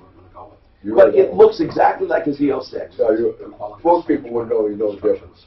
Now, if you're a Corvette freak, you do. Well, of course. But most people are going to think, all they're going to think is, my God, do most Corvette people want a Z06? No. Those are that one guy that I sent up to. That's what he was looking for. A Z06. Well, there's guys out there, the Eagle, they want the biggest, they want the most horsepower, the biggest guns, whatever it is. 3,750 out of this account because it's in the real world, the cars will not hook up. I had to, so I didn't want to take a loss. Same thing with the Hellcat, the Demon, and all this stuff. Really These guys build all this monster horsepower and force. I had to do it. They just sit there and slow their tires. They won't hook up. It's fun. I mean, it's a neat deal, but that's not they don't hook up. I just looked at this one. Yeah. Yeah, but I mean, it's we've going to had drop 1,000 down. horsepower stuff up there. Look at this chart. And it's just ridiculous. 3-year chart. 80 mile an hour, stab it in third gear, and it goes sideways. Oh, they're dangerous. Just because that. What's that law? You take a drive to that stock 460 horse Corvette. No. Well, that's what's held right. You think you're driving it hard, then I'll. Oh, if that goes, the whole sector will go ape shit. Facebook's scaring me. But it's that ego thing, you know. Some of these governors, gotta have that big horse. These governing parties like in China and shit, they can tell you F off any second. Just like you're saying, China already said, hey, you watch these Bitcoins. What's that, Mark? I had a buddy buy a Bitcoin. We were talking about Bitcoins, but my buddy Dan bought a Bitcoin. Bought it for $3,500, one coin. And I looked this up here. Governments will close down Bitcoin and cryptocurrencies if they get too big. If they get too big, they won't be able to close them down. I'm Tom Martino. 303-713-TALK with the king of Corvettes, Rolly Purefoy. In fact, he wish he didn't have as many as he has. So this is what the great deal is. Now, I'm serious. You will never find a better price on a Corvette, ever, if you want one. And Z06. Z06, Grand Sports, Stingrays, we've got an incredible collection right now. And people who want a Z06, you have to look at the Grand Sport, because if you want the same exact body, the same exact stuff, except the extra 200 horsepower. Honest to God, that extra 200 horsepower, 99.9% of the time, Rolly, no one will ever use. Well, even at the 460 horse stuff, Tom, most guys, before they'll ever reach the limits of what that car can do, they're going to run out of either talent or guts, one of the two. 460 is the regular Corvette, and then the other one, the Z06, is how much? 650. All right. 303. You got to kill that Lassinger. Yeah, it's clicking in the microphone. I heard that. Boy, it sure is good though. No, it was clicking. No, it was clicking in the. It was clicking in the microphone. Well, I hate to click my logic. You can eat it all you want. Just hand it to Kevin. 303-713-TALK. Okay, Sarah, what's going on? Oh, yes. I'm sorry. Tom, I have an update for that, actually. We have an update for you, Sarah. Go ahead. So I spoke to Pro Auto. Yeah. The tech that they had working on that is no longer there. Al Arama's son says, bring it back to them. They have a new team. We'll look at it and see if they can't get this new set of eyes on it to figure it out. You know what? For free, and Sarah. I really... Yeah, for free. They'll check it out. I really would, because I'll tell you why. They've been working on it, and maybe that guy missed something, and maybe they didn't realize that it was something that was bugging you and over and over again. But please go back and give us a follow-up. If they consider all the nuances of this deal, they'll fix it. I have a great idea on that Subaru. I think I know what it is. What? Heater control valve. It's the heater control valve. Well, the gauge is going down, so it's actually losing temperature, though. Yeah, but sometimes the way those heater control valves work could cause a symptom like that. I've seen that before. I just think that's what it is. What does a heater control valve do? It allows antifreeze to go into the heater core, and then it shuts it off. I thought the thermostat does that. Well, it probably has blend doors. It probably doesn't have the control valve. I bet you I can guess what it is. Yeah. What? Loose nut behind the wheel. Oh. Real funny, Mark. Give me a break. Sarah, he just said it was a loose nut behind the wheel. Did you get that joke? I did, and I want to say something about that. Yes. I did literally pull over and take photos of my temperature gauge with my phone when this was happening, because I was afraid of that accident. Now, by the way, why do you love your Subaru so much you put a new engine in it? Because it's way cheaper than a brand new Subaru, which I would have bought a brand new Subaru. It's amazing how those hold their value. Do you know what? Subarus are great little cars. They're great little cars. I live at 9,500 feet above sea level. I'm up in the mountains, and that thing is just a tank. It gets me everywhere. Isn't it like a little? Wait, is it like a little pickup truck? Right? Yeah. They heat up like real quick, too. A mini avalanche. They do. It's like a mini avalanche. I meant the heater part, for real. Sarah? That's true. Yes, sir. Do you know what Subaru is spelled backwards? No, what? You are a bus. You are a bus. So anyway, Sarah, thank you. That reminds me of a mini avalanche. Rolly, will they ever make another avalanche again? Oh, we've got now in a pickup. What? We have it now, that same kind of style of the box sides and stuff like that in a pickup package. I can't even say the name of it right now. But does it have the 4 doors? No. Well, yeah, you can have a 4-door pickup, or you can have it on. No, but it's not like an avalanche, though. No, it's not that same Why design. did they stop making a car that was so popular you could not keep in stock? I don't understand Chevy. It's just that this is the life cycle of any vehicle. It was my number one car in the entire world. It might have sold great here, but in bigger markets, California, New York, maybe they weren't moving them. Could it come back at some point in time? Yes, it could. I mean, I drive an Avalanche, and I love it. Susie or Susan, what's going on? Hi, how are you doing, Tom? Good, man. What's I mean, a good woman. Why do we say that to men, never to women? We go, hey, man, how you doing? I don't think women ever say, hey, woman, how you doing? What's going on, Susan? It's okay. First of all, I want to tell you, I love your terrific show. Thank you. Really, you are very, very much appreciated. Thank you. First of all, I just want to make a comment about the kitty cats, being that I have kitty cats. Yeah. The cat litter has to be changed every single day. Cats are very clean animals. They are. They are. They do not like going in. And they care. They care about the litter. Oh, they do care. They're wonderful. The other thing, the cat may not like that particular type of cat litter. The other thing is Kills works great. I had a floor guy tell me one time that he had smelled cat pee outside a front door, and he said they went into that house and it actually totally killed the smell. I have used bleach, and bleach has worked for me also. The other thing I was told is that the cat could be sick. Maybe the cat possibly needs a checkup at the vet. I have found that World's Best Cat Litter is terrific. It's a bit expensive, but boy, that is the world's best cat litter. You are a cat woman. I'm the cat lady. I love cats. They're wonderful. But truly, if you have, and this is the truth, if you have more than 5 cats, there's something wrong with you. Not because I don't love cats, but I've always noticed anyone with more than 5 cats is mentally disturbed. Do you have more than 5 cats? Do you? Oh, my God. Do you, Susan? Susan. You want to know something? Susan, don't listen to him because, now hold on, when you lived out in Franktown, I counted at least that many in your barn. No. I had Romeo was my house cat, and then we had 2 in the barn. All right, so you were halfway to crazy. Tom, I have to tell you something. I worked in a place where someone knocked the cat out. And the cat had just knocked the cat out. Either the person was developmentally disabled, either threw the cat or stepped on the cat, whatever. That's all I need to hear. And I was allowed to go in there. They wanted to get the cat out of there. That's all I need to hear. I was supposed to go and take the kitties out of there, and they said, I could be in control of the kitties. So I brought the cats home, thinking I was going to bring them. How many do you have? 8. You have 8 cats? Listen to the story, Tom. Listen to the story. What was I supposed to do? Tell me what I was supposed to do. I brought listen to the story. I brought the kitties home. I already had a couple of kitties. So I brought these kitties home. I only had a couple. So I brought these kitties home, the mother cat and all the kittens, and I kept them until they were big enough to get spayed and neutered. So I brought them to be spayed and neutered. I brought them home. I named them, and I told them I love them. How am I supposed to get rid of them now, Tom? You drop them off behind a Chinese restaurant. God. That is so incorrect politically.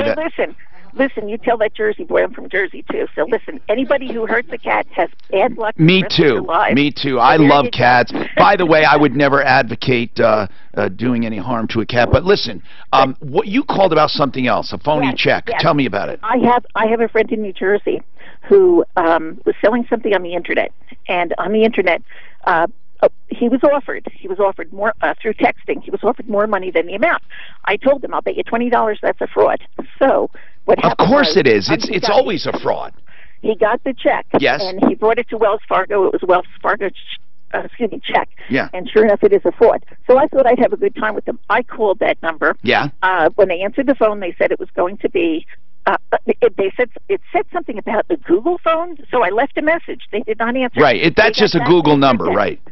Okay, they got back to me through text. They're buying it, of course, sending me the check. The check is in the mail. Right. And I'm assuming that they want me. They keep insisting I send a deposit slip, and right. They want to know you deposited it so they can get the extra money. Okay, and I assume they want me to mail a check back to them. And my question is, I want to report it to Tom Martino. I want to report it to the Postmaster General. But nobody cares in the government. I care, and we'll do something about it. No. Okay. Do you have a phone number for this guy? I do, but you know what? I was actually calling for the cat thing, and I thought, whoa, why didn't I tell Tom about this? I do have it. As a matter of fact, they keep texting me every day trying to be my best friend. And may I get back to you? Is there a number I can call where I can get back to you with that phone number? Yes, hold on. Is it 888 number or something? Yeah. And Tom? Yeah. Tom, I wanted to tell you, the transmission clinic guy, Colorado Springs? Yes. Absolutely wonderful. That's Honest Accurate Auto. They're good people, right? Or did you say, no, you said transmission. I thought you meant their clinic that they had. Transmission clinic. Oh, you're talking about the actual. Clinic. You're talking about the actual. Don Calendar, They're great people. Don, yes. Don. He told me it'd be ready Wednesday. It was, ready Friday. It was ready Wednesday. Good. No problem at all. It was fantastic. Good. I really, really appreciate it. I'm glad that you liked them. And Susan, I take back what I said about people with more than 5 cats being crazy. It's more than 8 cats. They're crazy. So you're all right. John's got a comment on Subarus. Go ahead, John. John, hold on for that. We'll take this quick break.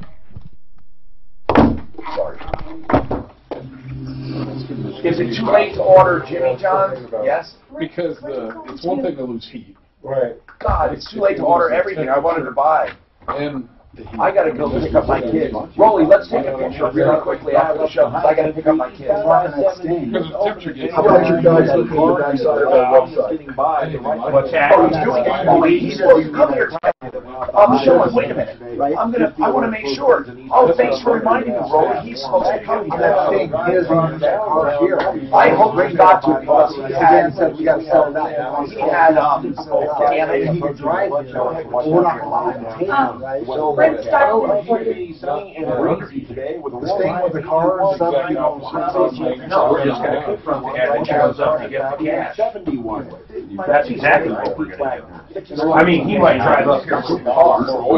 What happens is there's usually a little steps to get protected. Well, we're going to like this. We're going to do that now. Why are we going to do it? Yeah, Suzanne, what do you want for call shop? You can set it up. So, Mark, I assume, Mark, are you and I eating after the show today? Yeah. Okay. So do you want me to get Jimmy John's? Because I probably got to do that right now. If we can, let's do that. Guys, you want Jimmy John's? Don't you have to say they show up? They're already here. Okay, what do you want? That's 308-792-9799 online, thesource.com. I ordered some April 400 from Lulu. I gotta find out where Sean is. You know what? I forgot that. Understand that, right? So, well, you hear it. Oh, okay, yeah. Energy. And this stuff works. It does work. Do you want a sandwich? Yeah, I'll take that on thing. So, listen to what Richard says about Endro 400. That bracket racing, Research on it before you just try to keep within that time. do you want a sandwich from Jimmy John's? Yeah, tell me. Well, we're getting, what would you like? It was really bad. I could get way off. Give him an Italian nightclub. I'll take you iPad, but he'll like the Italian nightclub. That's a good One with all-around. bread, or without. I don't care. The Italian nightclub. I think so too. Oh, They don't have bread. Natural and affordable. I'm buying to make it snow. Go to Endro 400. Big easy snow, right? We might get it this week. I hope not. We got rain this weekend. 0435. Are you a homeowner? Rain Saturday and Sunday. Oh man, I got a mow too. That blows. They're mowed today. Yeah. Are you serious? Yeah. Shit, I was doing the last one of the season. American financing can save you Not money. this weekend. We all know home values are higher than they God bless. It's really gonna rain both days. Saturday night, Sunday. Wait. This is huge because all when your rain. equity goes up, mortgage insurance can go away. putting extra money in Maybe your not pocket down there. I every mean, month. Frank, I was Why thinking not about let the Colorado and salary-based three mortgage spots. consultants at American Well, Finance the elevation, it may make be you more stay likely happy to rain. through a simple loan refinance. Maybe I just Even put if an your umbrella original on the lender track. can't help you, No, not with American Finance. my damn, They've already helped you know, I'm this high out in the farm. Yeah, when I used to live in Elizabeth, that's what I do twice a year. That's exactly it, twice a year. Now, what I just discovered is basically the grass about a week ago quit growing. So now it's getting it done before it snows. And it's, I do the old ladies next to me too, so it's like, it's 8 hours, man. It's literally 8 hours. My football career Just use a riding mower, what do you? No, I got a micro tractor. He's gonna be here, Rolling. I may have to duck out though, so let's take a picture first, then 8 hours, and then I might have to duck out, but he'll go through it. And he'll tell you the truth. 6, 5, has supported over 100,000 in about small 2, businesses. 6, Get started 5, at Cabbage.com. 13 acres. 888-CABBAGE. That's Cabbage. But yeah, but I mean, there's areas I don't mow, but out of that 13, I would say Comfort is something we all want to feel. just the grass that I actually mow is Number one probably mattress manufacturer. Discover Certa's all-new 7 or 8. And it's all like this, in between trees. It's not like you get in a circle and you're done. The pastures the quickest, it only takes an hour. I'll do that every day. You know, like it's all Got down there. Yeah, okay. Local guy had a tractor with a big bush hog. I can, $100 a day. Yeah, So I just rent it. I can put one of those on, but I got a solid steel deck. But I bought this scoop, so I got the scoop. I almost bought the digger, but the best thing I have is the blower for the snow. Is it a front or a Front blower, bottom blower. They get you for that damn thing. Depending on the severity. It is a monster. I can run over you without the shoes. I have one. I've had one. Do I slow it down? A dog is nothing. Don't ask me how I have a What's the oil to slow it down? Oh, what do you think? He might have that. All you see is red snow. Forget a minute. No, it's a noise. It's a noise.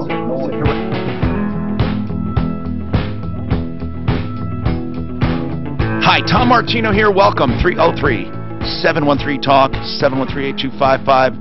I want to talk to Brent right now, quickly.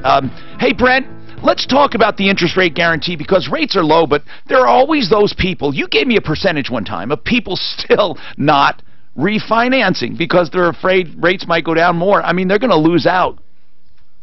Right, you know, and that's the thing. I think the thing to keep in mind, Tom, too, is that that number is almost 50% of current homeowners, the people who could benefit Holy right now. crap. Now, again, and we all want to time the bottom. And listen, I'm in this business. It's what I do for a living. I didn't time the bottom on my own home loan, mainly because we were helping out clients and working with people, and that's a priority here at Ideal Home Loans over our own loans. So when you look at it, though, you're protected with our interest rate guarantee. If rates go down by 0.75% or more within 2 years of doing a mortgage with us, and this works whether you use us to buy a home or refinance, we will refinance your existing home loan with no lender fees, so you can take advantage of current market rates and take advantage of a lower monthly mortgage payment. See, you can't beat that, and it extends for 2 years.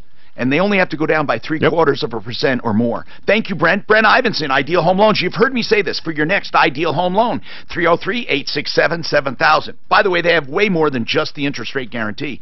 They have all kinds of benefits you can call about. 303-867-7000. IdealHomeLoans.com. So Susan was talking about getting a check, and oh, wait. What did we talk about? Did we end that call? Because I have John. Suzanne, how did I leave you, Susan? I'm sorry. Oh, yeah, you were the crazy, the cat lady, too. And I wanted to tell you that we would like, if you could, to give us that check and a phone number, and we will pursue it from here. Okay? May I hold on and get your phone number? Where I can get that's through? what you were going to do. Give her a phone number, Suzanne, so that's why she was on hold. She needs a callback number.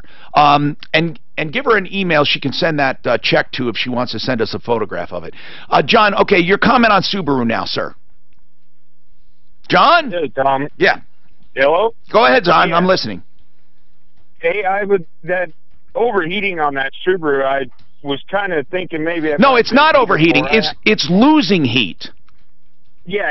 I had a pickup that I had a few years back, and the engine went out, and I put a new engine in it, and I had almost the identical problem. What was it? And there was a pinhole in the heater core, and it took about 30 minutes for it to warm up enough, and it would burst a little steam, the heat would drop, and it'd take about 15 minutes idling to get the temp back up, and then I noticed it leaking on the floor. Interesting. Some of the newer ones with the sealed units, you don't see them leaking inside. That is very interesting. I understand what you're saying because it's a tiny pinhole and it has to open up with heat. Very interesting. 303-713-TALK. I hope she's still listening. Okay, what's going on with you, Dan? Hey, Tom. Hey, Dan. I just wanted to kind of comment on this harassment situation that was on a little bit ago. Yes, what do you think? Well, we're going through the same thing down here in Colorado Springs. My folks who have lived in their house for 14 years had a little over 4 years ago, and they've been harassing them ever since they moved in. They call my mom names. They call the cops all the time. What did she do about it? Well, they actually, my parents put up video cameras, and there's actually video of the guy throwing something over the fence, which their dog ate, and they had to put their dog down. He poisoned their dog, and they don't have video of the dog eating it, but the animal control even got involved. Okay, so what happened? Did they take care of it or not? No, the guy got arrested. It went to court, and all the judge says was leave each other alone. Oh man, that sucks. You know what? You know I just can't believe how much people get away with. I don't know. There's not much we can do about it. I don't know how long ago that was, but if you want to hold, you can. We can talk more about it. We have a lot more to talk about on the Troubleshooter Show. So stick around. We have Car Day with Rolly Purifoy, and we got more people, and we're talking cars. Okay, Ding Magic, I just realized, I just saw that. What's going on with Ding Magic? They're not here. What happened? Breweries, unlimited pours, hundreds of live music, food trucks. What happened with Ding Magic?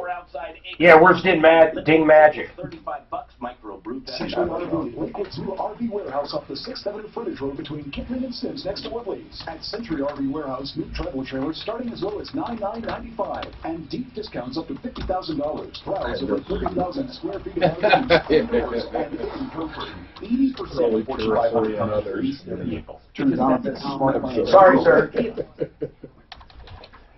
You don't have to weigh down, just a... I remember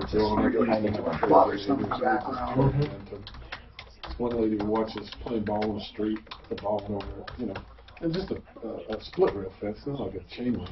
And the ball goes in her yard, she'd be waiting in the bushes, go grab it, go run in the house. There used to be a guy down by the school named Jesse Bernard that used to do that. Yeah. Wow. Well, the ball went in his yard. It was his. It was his. It was his. Yeah. It is. It took her about 6 months to get all the toilet paper out of the trees, too. It's just, well, when you take out a neighborhood full of kids, you're going to get, a childish reaction. Especially, I think there's always, you don't even see kids playing anymore in yards and stuff like that. I think it was fun to watch kids. Oh, back in the day, our neighborhood was loaded with kids. Oh, man. Oh, yeah. We were outside, too. Just watching kids. Oh, my mom made sure. I had 5 brothers. She opened the door at 8 o'clock.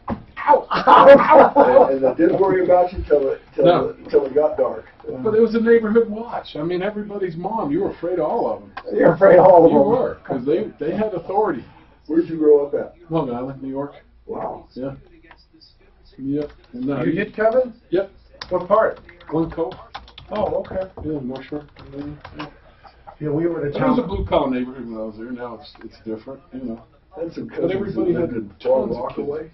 Yeah, that's right. It's on the South Shore, yeah. My grandparents had a place in Rockaway. Yeah.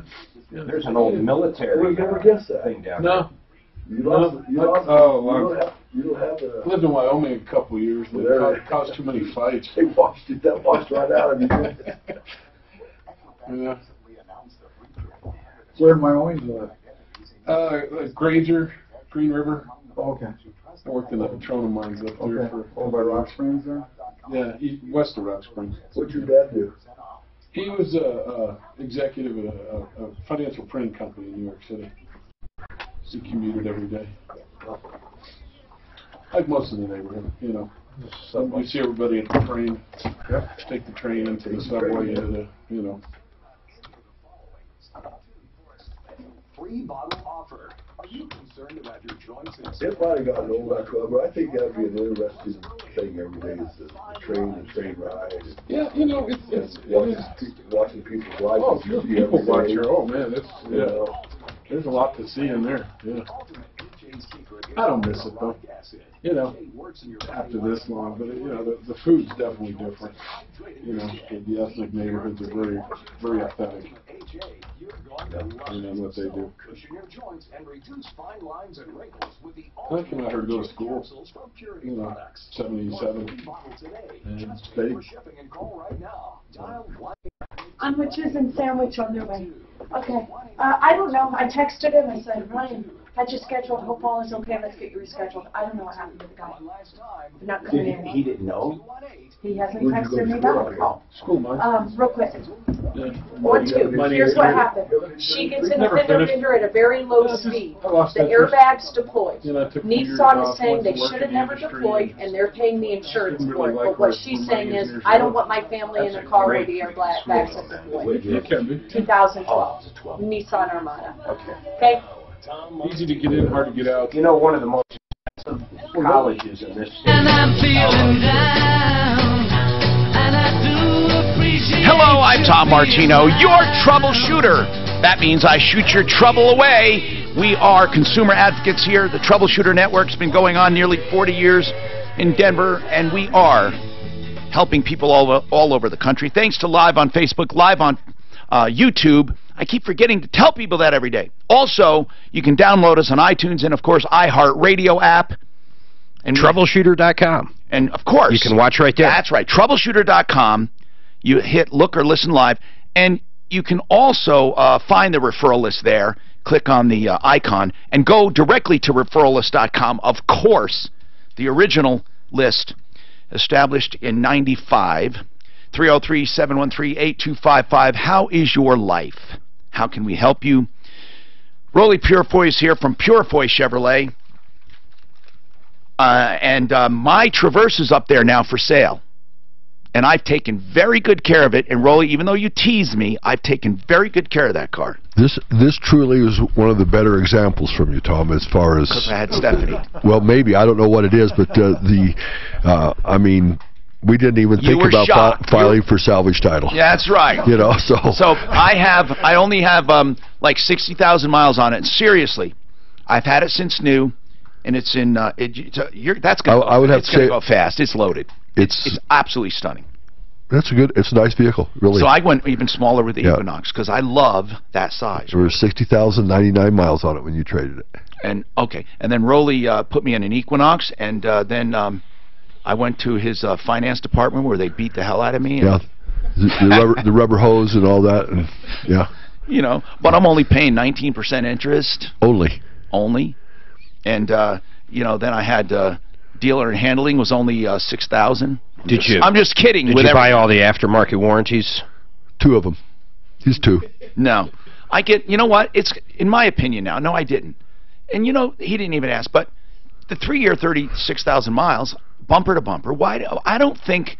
Now, here's the thing. At the end of that, if GM offers me something, I'll take it. At the end of that, and they will, Rolly. They will offer me that. And I know you guys like selling them. I know you do because that's your business. But Rolly, and I really mean this now. If you have 3 years, 36,000, and I buy an extended one from the get-go, there's really nothing extra I'm getting, right? Except after the 30. Well, there's things that it will cover that the normal warranty won't cover, but we ought to do a show on that. Yeah, we should. Just 1 hour, because there's a lot of ins and outs to all that. And there's, you know, yes, we do sell warranties and everything, but I think we try to do it fairly. So that there's certainly a value to the darn thing. Well, okay, there is, because I know people have used them, but I think... Oh, I've seen it save people's bacon so many times. I know, but if you truly want an extended warranty, I can't think... It's like if the transmission went out... You want it to take up after 36,000. That's what I want. Is what you want. I wish they would just do that. I don't want to go with a 5-year warranty and go concurrently for 3 years. I would pay up front if they would let me do a 5-year or even a 3-year extended warranty at the end of my 3-year warranty. But I recalled this, Rolly. I truly believe on the Traverse I got a notice that I could have gotten a warranty on that toward the end. Before you expired. Yes. Yes. So that's a good, then you're truly getting an extension of your warranty. You know, I like to sometimes bring my finance manager down here. His name's Charles Kemp, and let him just maybe for a 1 hour that you could take calls and something like that, because there's a lot to it. There's a lot to it. You just pick a car, Dan, we'll do it. Okay. You know, and you know how I feel about them. Here's what I say. If you're going to buy one, buy a factory back. Buy something that works. Don't buy the independent ones ever. Yep. Not those service agreements. How many times, guys, have you been burned by those? I mean, where people come in with these, I don't know, what these aftermarket monthly payment things. There's a lot of ins and outs to those that are really... What's the best one if you had to pick one? Or do you not like any of them? If you were going to buy one... there's would you buy one? 75% of them are great. Some of them have... Would you buy one? I'm talking about those Personally, I don't believe in them. No, I wouldn't buy any one of them. No. No, they I wouldn't buy it for a TV. I wouldn't buy it for a phone. I wouldn't buy it for anything. They go out of business and they're done. You know, as far as those ones for cars, I've heard of too many of them going out of business. Amy, what's going on with you, Amy? Hi, how are you? Good. You have an 09 Dodge Journey. Yes. What about it? So, there was a recall for the ignition switch module. What was going on with them? They said on the recall that the key could go from the running position and flip to the off position while driving. And what would that do? Would the car stop? Yes, they said the car would stop, but the airbags may not deploy if that was to happen. Like, it could cause serious injury. Like if you're on the highway and that happened and somebody ran into you, boom, I see what you're saying, yes. Right. Well, that'd be weird anyhow. Is she saying the car would literally turn off? Yes. Mm-hmm. Yeah, so they went ahead and did the recall. Was this a government recall or was this a voluntary? They sent me, I got the recall notice in the mail. Yeah. And I called the dealership up. They said they had the part, and then I took it in. Okay, so what's your question or concern? So I dropped it off Friday to have the recall done last week. Yeah. They called me. I go in to pick it up a few minutes before 6. I get my keys, I get in the car, and I can't get the car out of park. What?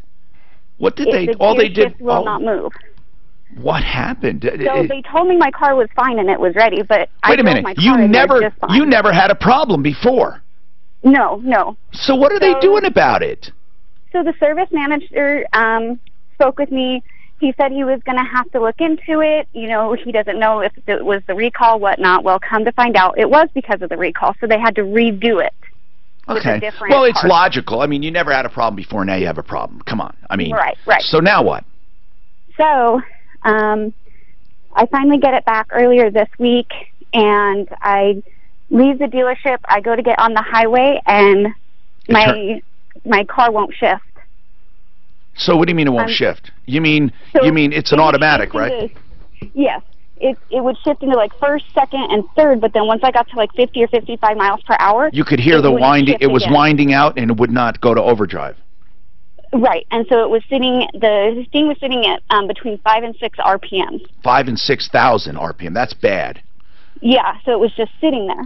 Okay, so what happened then? So I called him, and he asked me to bring it back in, and I did. So let's speed up to ultimately, is it fixed? No, he told me that I would have to pay $4,000 for a new transmission, even though I had no problem. Oh, come on, Amy. They told you now you need a new transmission? That I would have to pay out of pocket because it had nothing to do with the recall. How many miles on this? 162. God, could this be a crazy, crazy coincidence, guys? Golly. Yeah, do you know how she feels? No, 160,000 is at the end of that. I hate to tell you this, it's at the end of that transmission's life.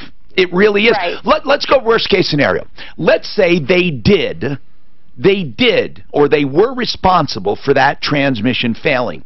Let's just go to the worst part, okay? Your Honor, they did it, and I say yes, they did. A new transmission on that is how much, or for rebuilt? We're saying $4,000. All right, who said that then? Well, the dealership. Yeah, but I'm asking you. Right. Rebuild. What is it? Rebuild. Say 3 to 4. Okay, so let's say 3,400. Okay, now that truly, in anyone's book, could you consider that transmission 90% baked? Yeah. Or, I mean, without anything wrong with it, with 160,000 Sure, miles. it's at the end of its life, just like you said. Or 95%. What I'm saying, what I'm getting at is, even if they did do it to you, they wouldn't owe you another transmission. They would owe you a small, tiny portion of what you did not, of what they robbed from you. You see what I'm saying? That transmission would have gone soon. And I know this is the worst part of casualty losses, is when you have to describe betterment. Because people say, or depreciation, people say, wait a minute, I would have never had a problem with that car. I would have driven it for years. Most likely, you wouldn't have, but it's possible. That's the problem, though. They will depreciate it, even if we go after this Dodge dealer. They're going to say, it's old enough, Amy, that we don't owe you a new transmission. And I don't know how to argue it. The only thing you could stand on is if you had records of how you service this transmission. Yes, you could. That's right. That could make a big difference if it was serviced every 25,000 miles like you should. And if someone who serviced it kept a record and said that transmission was in perfect condition, you might make an argument for maybe half, or maybe, but you're going to have documentation. Do you have any documentation of transmission services? I'd have to go through all my stuff. I have no idea. Amy, I hear the pain. I hear it, and I truly want to help. What's the name of the dealer? It is Christopher Dodge World. Oh, God. But I have a question. If he's telling me I need a new transmission, and I asked him, well, what's wrong with the transmission? He said he didn't know. He would have to tear it apart to find out. Well, okay, guys, let's talk to the transmission. Well, let's talk to Mark Machowski. I mean, budget A1 transmission and auto repair. They're right. Yeah, you would have to totally disassemble the transmission. But what dealers want to do, Tom, is they don't have the ability to internally repair something that's wrong with a transmission. Machowski has a machine shop, so they could tear it down, inspect it. If you decide to fix it, fix it. If not, they can put it back together and send you on your way. But you have to pay for that inspection, and any transmission shop will do that. Now, some will give you an idea and give you the top end, and then guarantee it won't be more than a certain amount, and then it could be way, way, way less, and then they could tear it apart and you give them authorization. So you got to work something out, but please, only use my referral list, please, because this is really important. There are some transmission shops that will look at, that will drive it or hear what you have to say, and they will literally say, this is what it is, and put their name on it. They will literally do that without tearing it down, but that's risky. I don't know. How do you do it, Mark? How do you do it, man? Because that's the one problem you have in your business, is that just to find out, it can cost money. Absolutely. So what do you do? So we check all the simple things first. A lot of times, like I was just going to say it with her car, Amy's car, if it just happened when it left the dealership, it could be something very simple. Yeah, it could be something really simple, and we see that a lot too. Can you drive? Where are you located? I am in Wheat Ridge. So you can get to his place. You should have him take a look at it for the heck of it. Really. I mean, always get a second You're opinion. talking about $4,000 here. Yeah, especially when I only owe like 55 left on. So 5,500, yeah. Have you had this from new? It was used when I bought it. How many miles on it? 162. No, when you bought it. Oh, when I bought it, I believe there was like, I want to say there was like 74. You know, this has been pretty good to you, hasn't it? This has been a good vehicle for you. It has been a great You need vehicle. to, then you know what? It's logical to logical to invest in it and to take care of it, because you're not going to get $5,500 out of it if you sold it or traded it. You won't get near that. That's unfortunate. Right. But you'll be ahead of the game if you can get this transmission fixed and then keep it beyond the car payment. And that is where people need to be. That no matter, they have to make a great deal going in and not get beat up going in, and then keep it for the life of the loan, or at least at a point where the value and the equity, the value and the loan kind of meet. because there's a short period of time where everyone in the world is underwater. I don't care who you are. Rolly, I don't care, even at your place where they pay 2% or at invoice. Some of your cars, you'll even do at invoice if you want to get rid of them. Sure. But here's the deal. There's a point at which it starts out, you're underwater, just a little, and then it grows back, and then it goes down again, right? There's a curve where you're underwater, then you're at maximum value, and then you may... And then it starts depreciating again, yes. Yeah. So what I would do for you right now, you have maxed out depreciation. I would get that fixed and keep it, especially if you've been servicing it very well. But listen, Amy, if Mark found something, or someone on my referral list found something that they thought was attributed to the dealer, we will use that as evidence. We'll take photographs and use it against them. Okay. Okay, so that's the best I can offer. And Suzanne, or Amy, or who's in there? Can you get her name and number? Maybe Mark can talk to her, and we'll tell her what to do, because I feel so bad. But guys, how many times have we had these coincidences? Yeah. It happens, what, to you guys? At least 10%, right? Don't you? Not that much, maybe, but yeah, once a month, maybe you get a. But you'll have something go wrong, and you didn't do it. You weren't even working on it. It's really hard. Amy, or what's really frustrating, you have something go wrong with a part that you purchased. And the person and the company that you purchased that part from is certainly not going to reimburse your time and labor to replace that part again. They're just going to warranty that part. So that's another tough battle what we deal with. Okay, we got to make a break here with Art of Granite. I love talking about Mitch Floria at the Art of Granite. Why?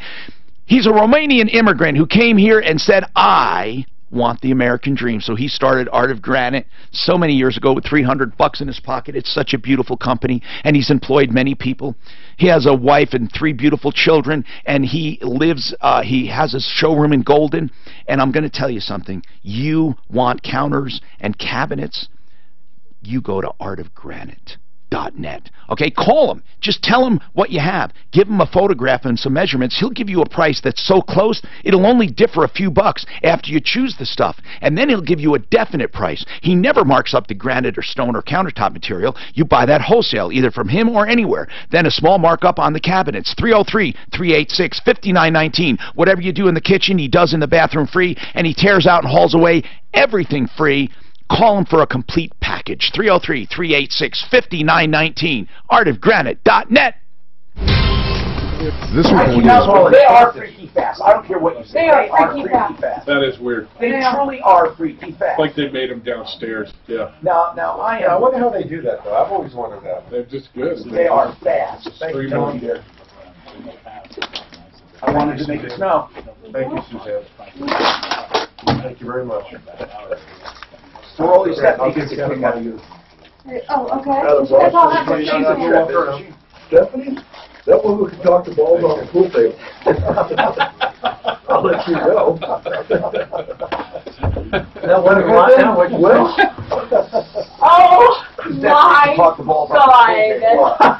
God. I mean, it's just never quite heard it put like that before. Well, what was it, Tony? She said she can talk the balls off the pool table. She loves Joan. Thank you. She loves her. Y'all pull that guy in. Yeah. She's interesting. That's a good thing.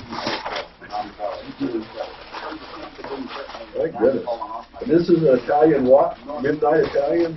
Yeah, Italian nightclub. Hey, these underwishes are... I like them. I like them. Yeah. I don't get stuck. No, Oh, good. Thank you. A lot of research on it before I ordered it because I've tried. Tom turned me on to it. I mean, these are good sandwiches and stuff. You know.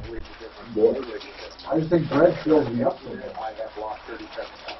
It was very fast. So, I could get off, but I could never get the tummy off. Now the tummy's coming off, and I have more energy than I've had in 20 years. The car has so many features on it that are on the Mercedes. Well, there's not one feature a Mercedes has. I swear to God, there's not one feature. Wow. 400-0435. That's you don't want to know. What is Chevy doing the steering? How many horsepower? It's all cars, man. When is Chevy doing the steering? When are they going to start doing that? Where steers? You got tomatoes on there? Well, every manufacturer's got it going on right now. I don't mean totally free, but Lane keeping. I have it right now. I never put my hands on the steering wheel coming all the way down here. Get out of here. Right with my legs. Swear to God. Most of the time I drive with my left leg. The steering wheel fits perfect right there. But I'm talking about. I mean, how am I going to text and I'm talking about feed and all that shit with my hands? Good point. I do that from time to time, sure, I don't like it.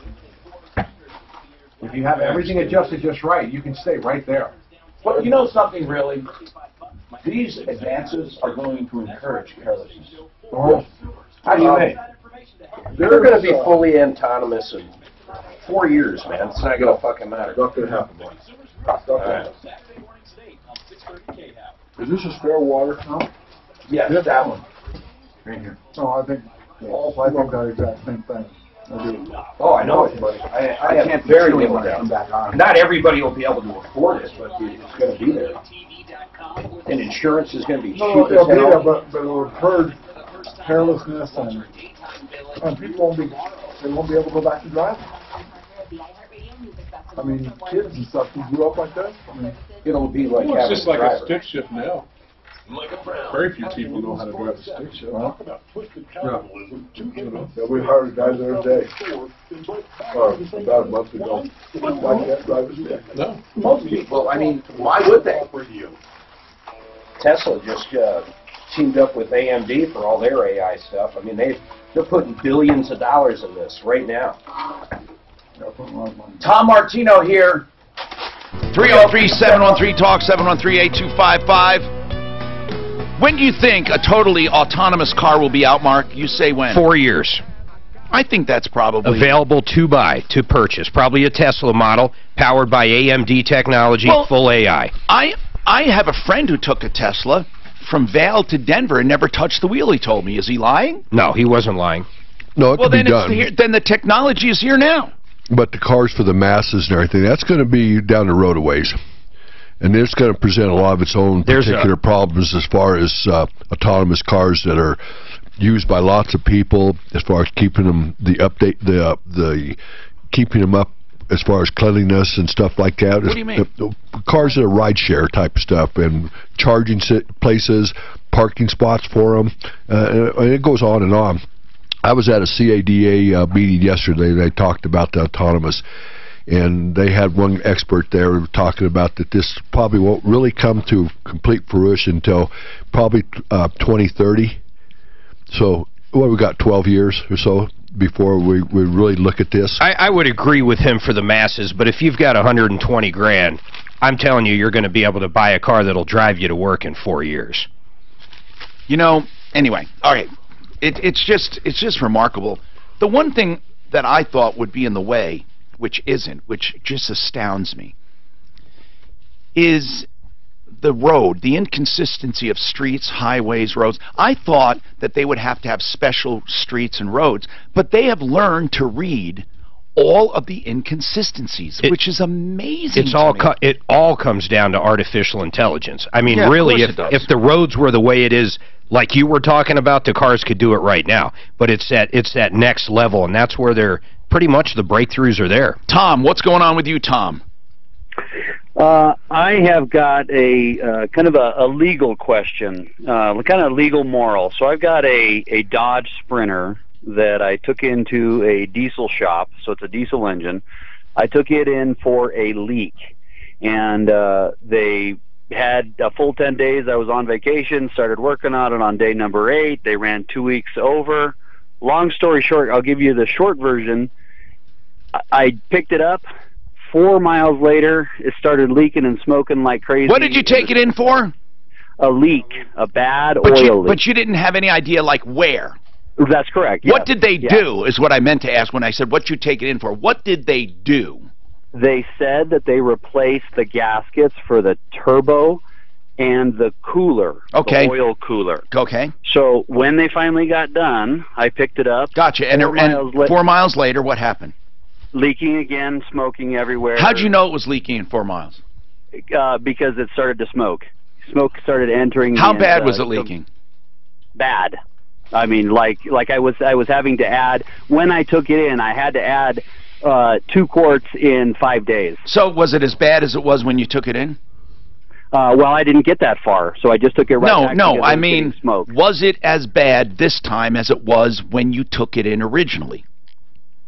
Well, that's what I'm saying. I drove it 4 miles from picking it up. I know that. Smoke started entering. Okay. So, yes, I would imagine so. Well, I'm asking, when you took it in originally, you took it in for a leak, right? Right. Was Yes. that leak as bad as the new leak? Yes. Okay, Yes. they're the same. They virtually Yes. did nothing, is what I'm saying. Pretty much, yes. Okay. That's correct. Okay, so what's your question? So after they took it back in and then they said they fixed it, Right. within 2 weeks, Oh, no. leaking again. Oh, no. Same leak? Yes, same leak, leaking again, and a really bad sound coming from the turbo. So I take it to a different shop. I paid $1,300 for that. For what? For the turbo and cooler leaks? For the original Right. leak, yes. Okay, then what?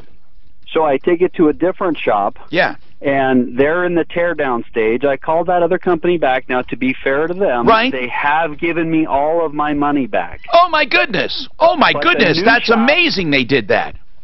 The new shop is telling me there's $8,000 worth of damage. Okay. That Why? The original, that they're saying that they think the original problem could have been that the exhaust system was clogged, that it created heat, created the leaks, and then ruined everything. So now it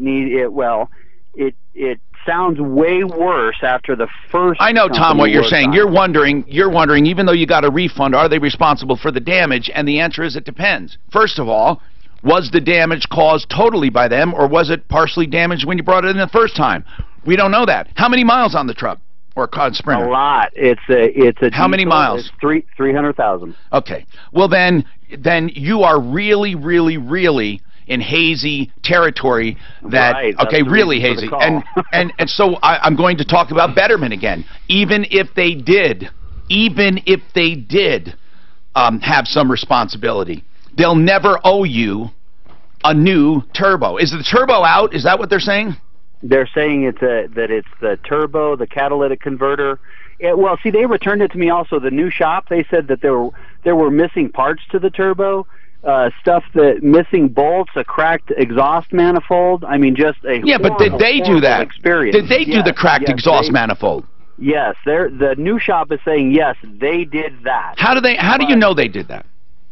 I'm just going basing on. Well, how on would what they know, do. guys, that they cracked the exhaust manifold? Are they talking about where they bolted it in, maybe? Most likely they broke a bolt and tried to get it out, cracked it, something, yeah. Or maybe they can see a mark that a pry Fresh bar marks. was on. Yeah, you it, can look or at the where it metal was and maybe dropped. tell. Did you take photographs of this damage? I did not. It's Okay, still Tom, in the teardown stage, yes. What exactly now is your question? Then I'll give you some thoughts on it. But what is your question?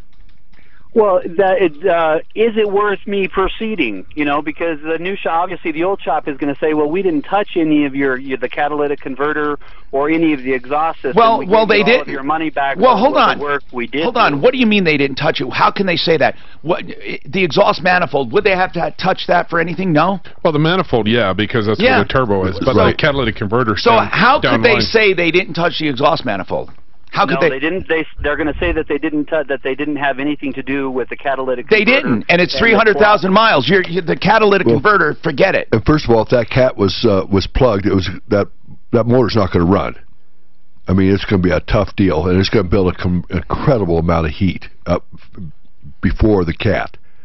So, in that 300,000 miles, could a cat be plugged? Sure could. It could be bad. Yeah. Okay. Well, it was plugged. It's bad. So what I'm saying to you is, you can't hold them responsible on a 300,000-mile vehicle for a catalytic converter. Guys, would you take responsibility for a catalytic converter on a $300,000 vehicle, a 300,000-mile vehicle? No. Of course not. Of course not. So just erase that from the equation. How much was that part? I don't have the parts. Okay, well, listen, man. That you really, I'm serious. You have 300,000 miles on this vehicle. They're not going to be responsible for a catalytic converter. You're right, and I'm not expecting them to pay for the entire thing at all. Now, if they broke, that's the reason for the call. If there's a crack on the exhaust manifold, they will be responsible for that.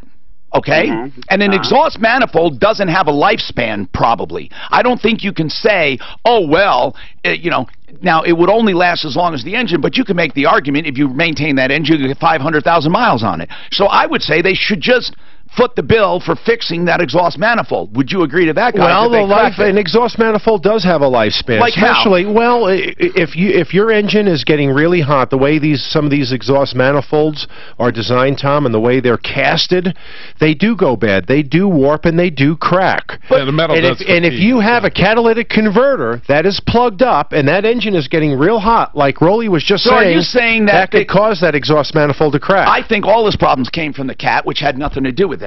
Okay, so if the cat was going bad, that could have weakened the exhaust manifold, which again, so now I'm wrong because you're saying they may not be responsible for that exhaust manifold. It may have been brittle. Right. Okay? Yes. Okay, so you see the complications with a vehicle like this. Now, what about the turbo? The turbo, again, 300,000 miles. So Tom, the turbo was replaced 2 years ago, so it's a new turbo. Oh, it's only okay. 2 years old. Now that's easy. By the dealer, but now there's a problem with the turbo. Okay, but was that turbo damaged because of the cat and the heat and the leaks before? You know, you did have leaks before you brought. That's why you brought it in. So that's correct, but there was no problem with the turbo, of course. How do you know? Because it was running fine, other than the leaks. Okay, but there was no noise or anything. Could a turbo be going bad without symptoms, guys, or not? Or basically, do you think their screw-ups screwed up the turbo? I'm asking for advice. It's 50-50. I mean, see where we're going, really though. hard. It's very, very difficult. Hold on a second. It's very difficult. Now, am I saying they owe you nothing? No, not at all. Not at all. Is this okay? I saw Tom and then I saw John. Geez, did you change that name or am I going crazy on line 4? Did you keep that name up the same from the very beginning? His name is Tom on 4. Okay, that's what I thought. You know, on this Sprinter too, I'm thinking, you know, the cat's plugged. The customer is saying that the only problem he had was a leak, but he didn't have any running problems. He picks it up from the shop and now the cat's plugged. I mean, he didn't say that the cat could have been going bad, not plugged, but going bad, causing excessive heat, causing leaks. And it just got worse and worse because they never addressed that problem. They just addressed they didn't know what to do, so they changed the gaskets. But they gave him every dime back. So what do they owe him? What did they further do? What did they damage on a 300,000-mile vehicle? Not much. I have to take this break, though. I really do. And do I have 303-713-TALKS, 713-8255. Frank Duran, the real estate man. If you need to buy or sell real estate, please use Frank. You will be so pleased. You're going to tell all your friends and neighbors, and you're going to say, Tom Martino, that referral list is stellar, because Frank Duran has been a member for years. He goes far beyond anything to do with normal real estate when it comes to listing your home or helping you buy a home. You'll know. You'll think you're his only customer. He has a team for marketing on both sides, whether buying or selling, and he has such extraordinary customer service. You're going to make a friend for life. 303-920-1622. 303-920-1622. Frank Duran, therealestateman.com. This report is brought to you by... You do. I thought you were done with it. We'll do it next break. Just give them snack. US 36 interchange. Major accident. They're causing some problems. Yeah, and I don't either. Perfect size family. Yeah, I don't miss the Now, one thing. I-70 eastbound had that crash overnight. Now to make it perfect. What'd you say, not one what? They're trying I don't know one bit. work on that semi as we speak. Much cooler this week. To make it perfect, highs tomorrow only in the what would be good is mid-50s a low-carb for sundown. tortilla wrap. This is more like fall. I'm sure they have that. They don't have them, but you know what? They sell them. I buy them all the time. I make all my sandwiches. recently announced a breach of You won't know the difference. They're low carb. And you need to take steps to get protection. Be among the millions who trust their identity. That's a good beverage. Go to And I roll up some more. Use So promo code RISK. you should buy them. I have 4. King Supers has them. Low carb. They only have 4 to 6 carbs in those things, and you can make chips out of them too. I smuggle those in to Kudogu. Oh, yeah. And I order the bowl, and I put it on the low Really? I asked them, why don't you get low carb wraps? I mean, they're available all over the place. Yeah. Margarita makes them, I Be a think. good I'm marketing sure it thing for 'em. It What's probably that? brings the price of the sandwich way up. How much are they? They're not expensive, and they're delicious. They're freaking delicious. They're better actually than the regular ones because they don't get hard. They're just really good. Tom was talking about life expectancy of exhaust manifolds. Isn't it crazy how you can unbolt an Thanks, exhaust Tom. That was manifold? wonderful. Oh, yeah. And then also It really was. That's just that. screws right I know. I'm coming in to see how strong the engine is for Mark. You know, just clean it up. I tell them, I got a big drum sander. Well. I said, when you pull the exhaust manifold out, 9 times out of 10, they're all going to be Man, warm. you're quiet today. So first throw some gas with hold it on there, put it on the belt sander, and just brush it. Who needs my raw onion? But you know, we had a guy that worked for us for a lot of years. You can see how far off that's He got, it's so far off. he had colon cancer. He gave his blood. He was good chemo. But you're important. That's right. He died from heart attack. Well, he's talking about, Yeah, I'm saying that tomato's got more carbs than, what does it? What does it? A tomato's got more carbs than the wrap. Not many carbs in a tomato. 4.8. That's about it. And I'm saying the wrap's probably what, 2 or 3 that you're talking about. Different carbs. Yeah. You can diaphragm inside the header and make the whole. No, that's sugar. 3.2 sugar. They're all sugar. Tomato's He sugar ran into an carbs. onion as well unexpectedly. He's turned into a baby. Your body Yell thinks you're about it. the Where's that onion? Where's that onion? You wouldn't take a slow rate. It's not too bad when it's fresh. It's like an hour later. It's ungodly, man. It smells like a guy that hasn't showered at summer camp. What is this? Raw onion. Oh, I love it. Mark Major hates the smell of raw onion. Oh, Especially No, I don't like if I'm having tacos or something, I'll eat the raw onion and like the taste of it. You don't want to work at It's just an hour later, man. Oh, I'm bored to the place once we harvested onions all day long. I smelled like onions for a week. You probably didn't smell it anymore, right? You could tell outside. Well, after a while, you can still smell it on your hands. I smelled like tires for 4 years. They have their own odor. I hate tires. Cut the green off and drop them. You go like a. I know, man. It was horrible. That's horrible. Would you say you're getting those t-shirts? I'm lucky. You know the story. Yeah, Tom. I was going to say Goodwill. Hello, Tom Martino here. Welcome. Tell friends about this show 10 to 1 Mountain Time, noon to 3 Eastern Time, live on Facebook, live on YouTube. And the more people we have to put pressure on these bad guys, so when you hear about people screwing people, now I'm not talking about something like this, where this garage, you know, it's questionable, but they give a refund, they're trying. But I'm talking about the out-and-out rip-offs we hear about. Please keep those in mind and spread that word so we can prevent people from getting ripped off. Like Denver Custom Food Truck and food trucks and restaurant equipment, they ran that one place out of business because they got so far behind because of that food trailer they built for them being bad that they literally ruined these people's business. And lives. They might lose their house. Uh-huh. And Rudy and this other guy. Larry, Mojo and Curly, Larry. Larry's the one that got convicted of, I don't know, some felony, something to do with drugs. He's a scumbag, basically, and they're just screwing people. We get so many complaints about them, and I just want to warn people to stay away. But, of course, that's not the general public. People who want to build a food truck or food trailer. It's Denver Custom Food Trucks and Restaurant Equipment. And their phone number, if you want to order a food truck and get ripped off, is 720-579-1699. So, Tom, basically, there's not a lot you can collect. There's probably some liability, but it's going to be so difficult to assign it. Now, the turbo went bad. You could argue that maybe they're responsible for that because you had a new turbo 2 years ago. And, you know, here's the good news, Tom. It doesn't take much to do this. It's small claims court. Really, it is. You know? And you go, and you just say, how much was the turbo? How much is this? And you go, and you sue them. Yeah, so I mean, so the whole thing was a legal and a moral issue, because if the heat was causing the problems from the beginning, probably was. I know that I obviously have expense in here. It's my vehicle. It was having a problem, and I'm going to pay to have it fixed. But how do you determine in a situation like this?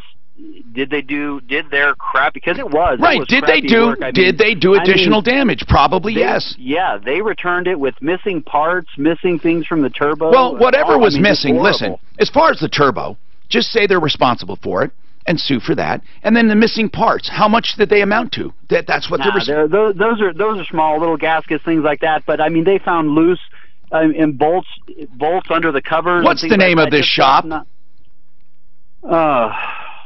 I don't want to give that yet, because he hasn't returned my call 100% yet. We're still kind of in the middle of it. Okay. So he may actually still do what's right, but my question to you was how to proceed. Well, I would proceed in small claims court for the stuff I can prove that it was new or should have been in good condition. You can't do that for the Cat. You can do that for the turbo, so I would limit it.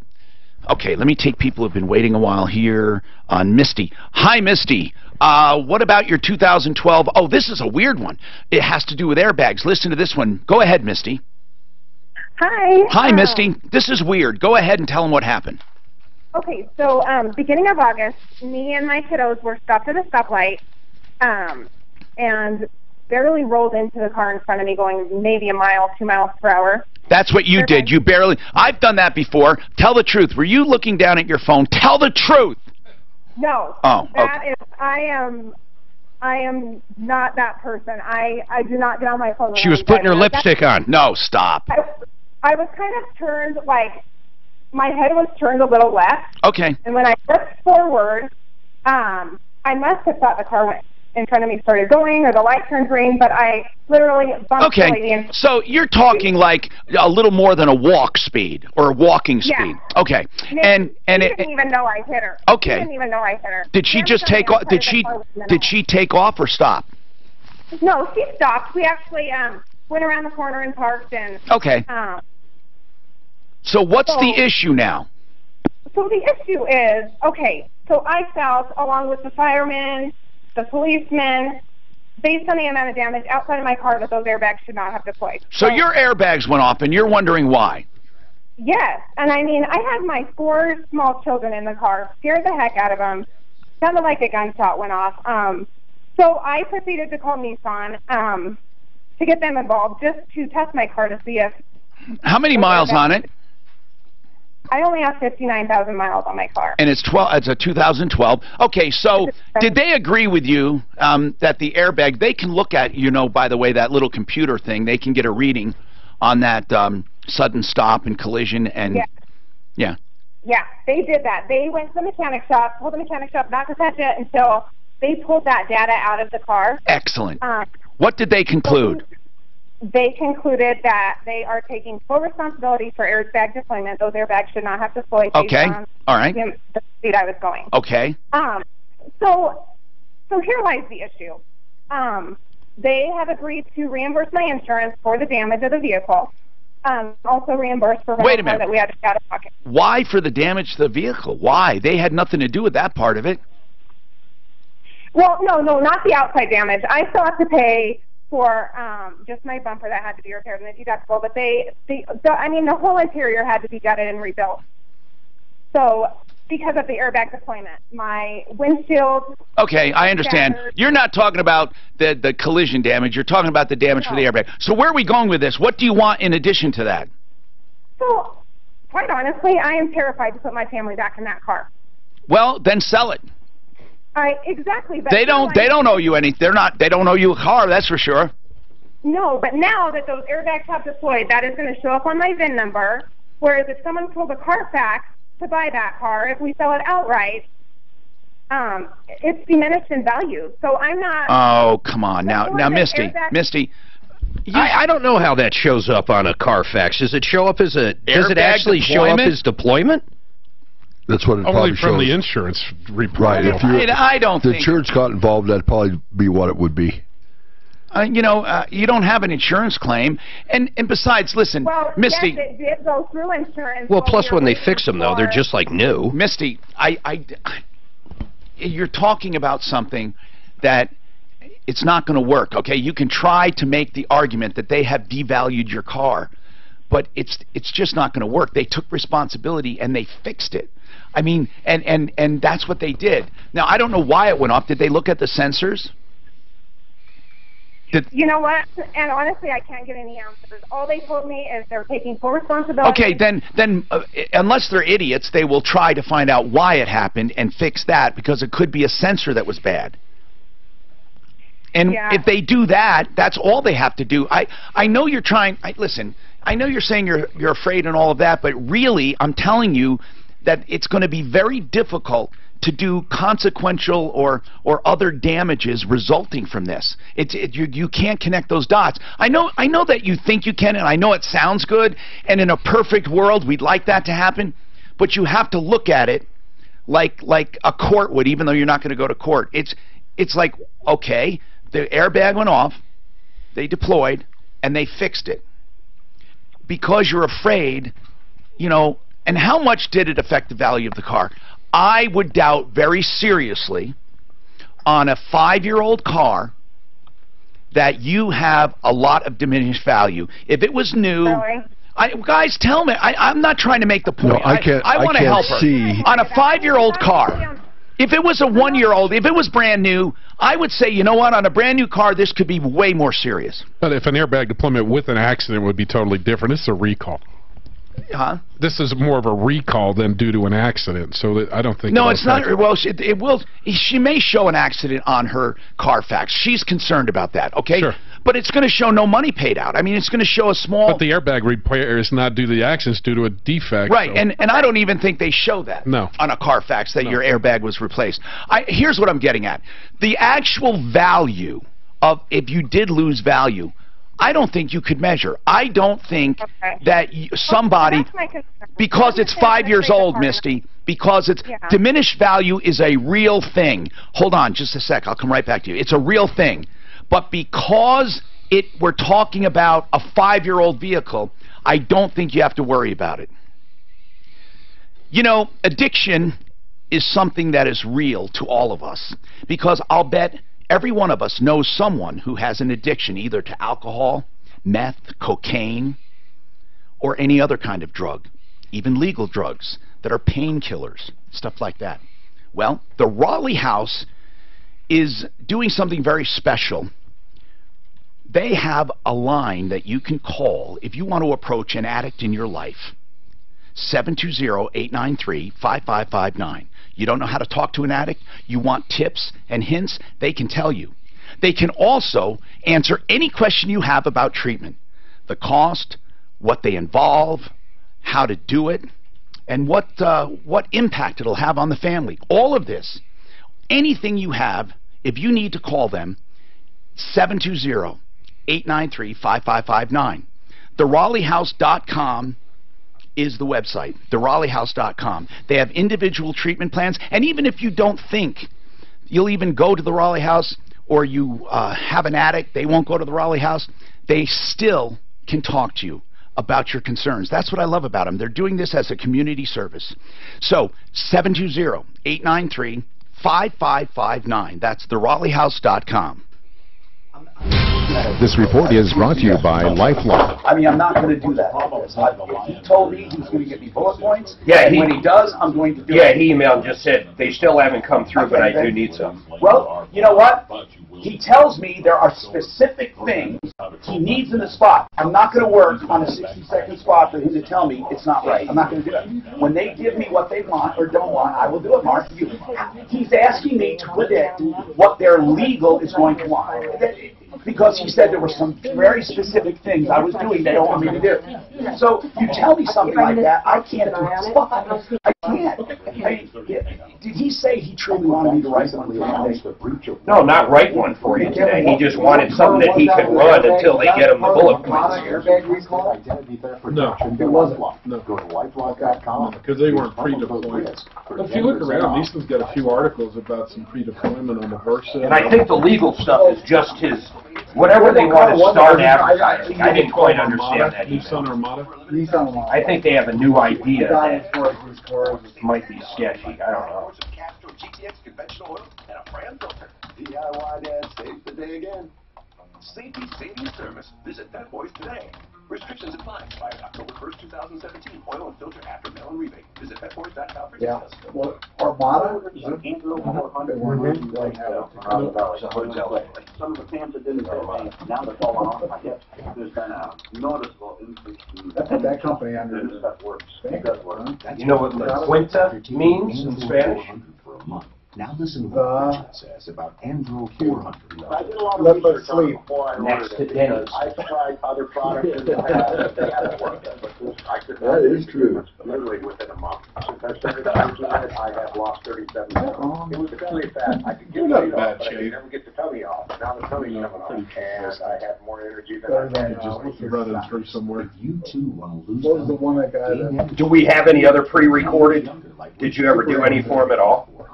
a safe, natural, and affordable way to boost your testosterone. I thought we had one. To Andro400.com. Equifax is up. 888-400-0435. That's 888. You know, someone made a good point though. Who is their customer? Hi, this is Corey, Banks. President of Pretty much President banks Group. are their We've customer. got new cabinet colors for We got 2016. the, I'm Are the banks going to change? No, I'm not saying that. The lawsuit. Stock on our Oh, I know that. sneaker cabinet as well as our brand It's going to be so hard to prove damages though.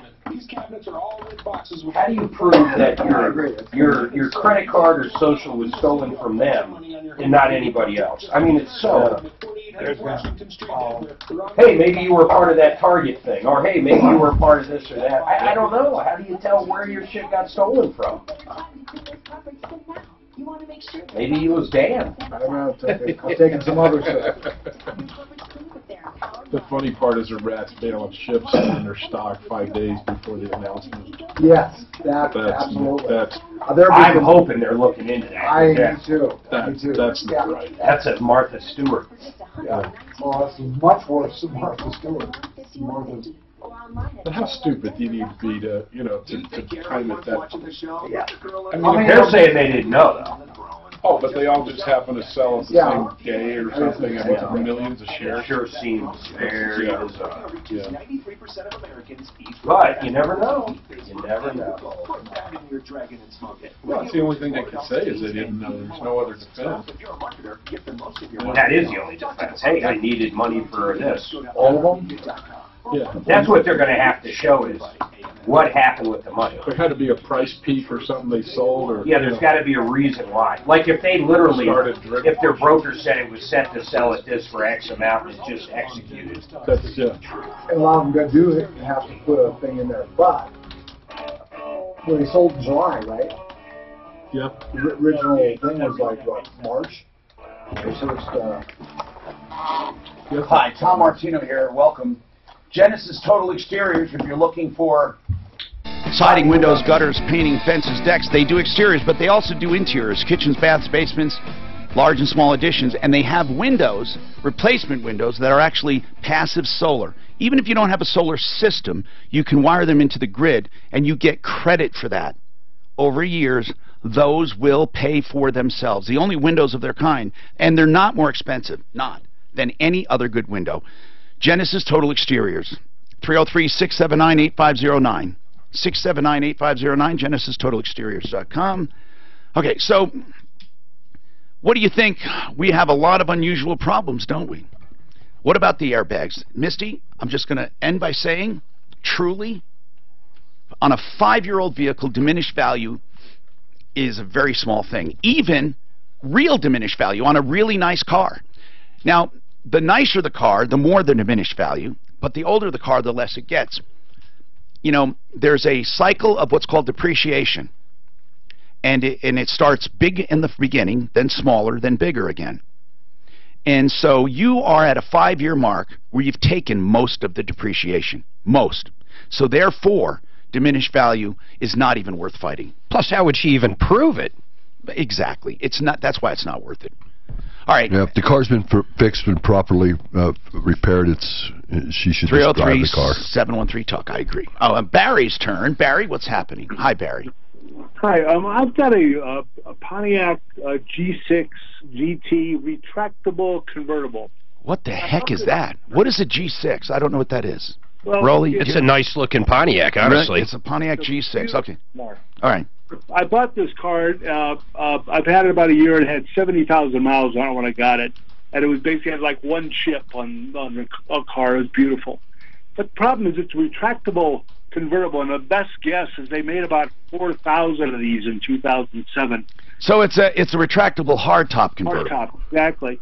And Wow. the problem is I had the car. I've had some health issues, so the car sat for about a year, and I went to put the top down on it. They are nice looking, by the way. I'm looking at it. I've never seen one before. Yeah, Okay. they're somewhat rare, but I went to put the top down. Yes. And the top's going down. All of a sudden, it locked up, but the rear hatch was coming down before the top was down, and everything was kind of gestunkada. Nothing was working right. What's the word you used? Gestunkada. I love that. What does that mean? I have no idea. It's from an old cartoon that I picked it up when I was a kid. Gestukada. Okay, I love it. Okay, I'm going to start using it. Gestukada. I got that one from you, and I got Okie Doke from Mark. You got Okie Doke. Okay, so anyway, what's happening now? Well, the problem is it won't go down and it won't go up. Uh-oh. Even the sensors are maybe off. And my understanding is that this was made by Carmen for Pontiac. Now, I don't know if that's true or not. Carmen. And I need to know where to take it to get it fixed. Well, can you drive it? Oh, well, yeah. What happened is I had my neighbor help. We kind of lifted the rear deck panel up so the top would go up. So the top's up. So everything's fine. All right, guys, can you take a look at that Rolly as a? Yeah, I think if we can adjust the top on an XLR Cadillac, we can probably adjust the top on that. Does it sound like a sensor issue or something like that? Well, there's sequencing on all that stuff, and there's little stops, and I mean, you have to kind of see it, mess with the, see it trying to work, and then we could go from there. But these guys are GM, and most of those products, share things in common. They work on Cadillacs, Pontiacs. I would try it. We're running out of time, though, and what I'd like to do is get your name and number, and Rolly can have somebody call you. Suzanne, can you get the name and number for line 3? Super fresh sushi, juicy prime rib, spectacular all-you-can-eat crab legs. We've got them all and much more at limited time only, special lower prices. Yeah, they switched our out time. It's like, Did you find one for him? No. Okay. During the hot summer meal deal at Isle Casino Hotel Blackhawk. I'm just telling him, but you'll get the email. Listen, he tells me all week not to do anything. Now he tells me on a Friday afternoon I need something for Monday. I am so tired of that.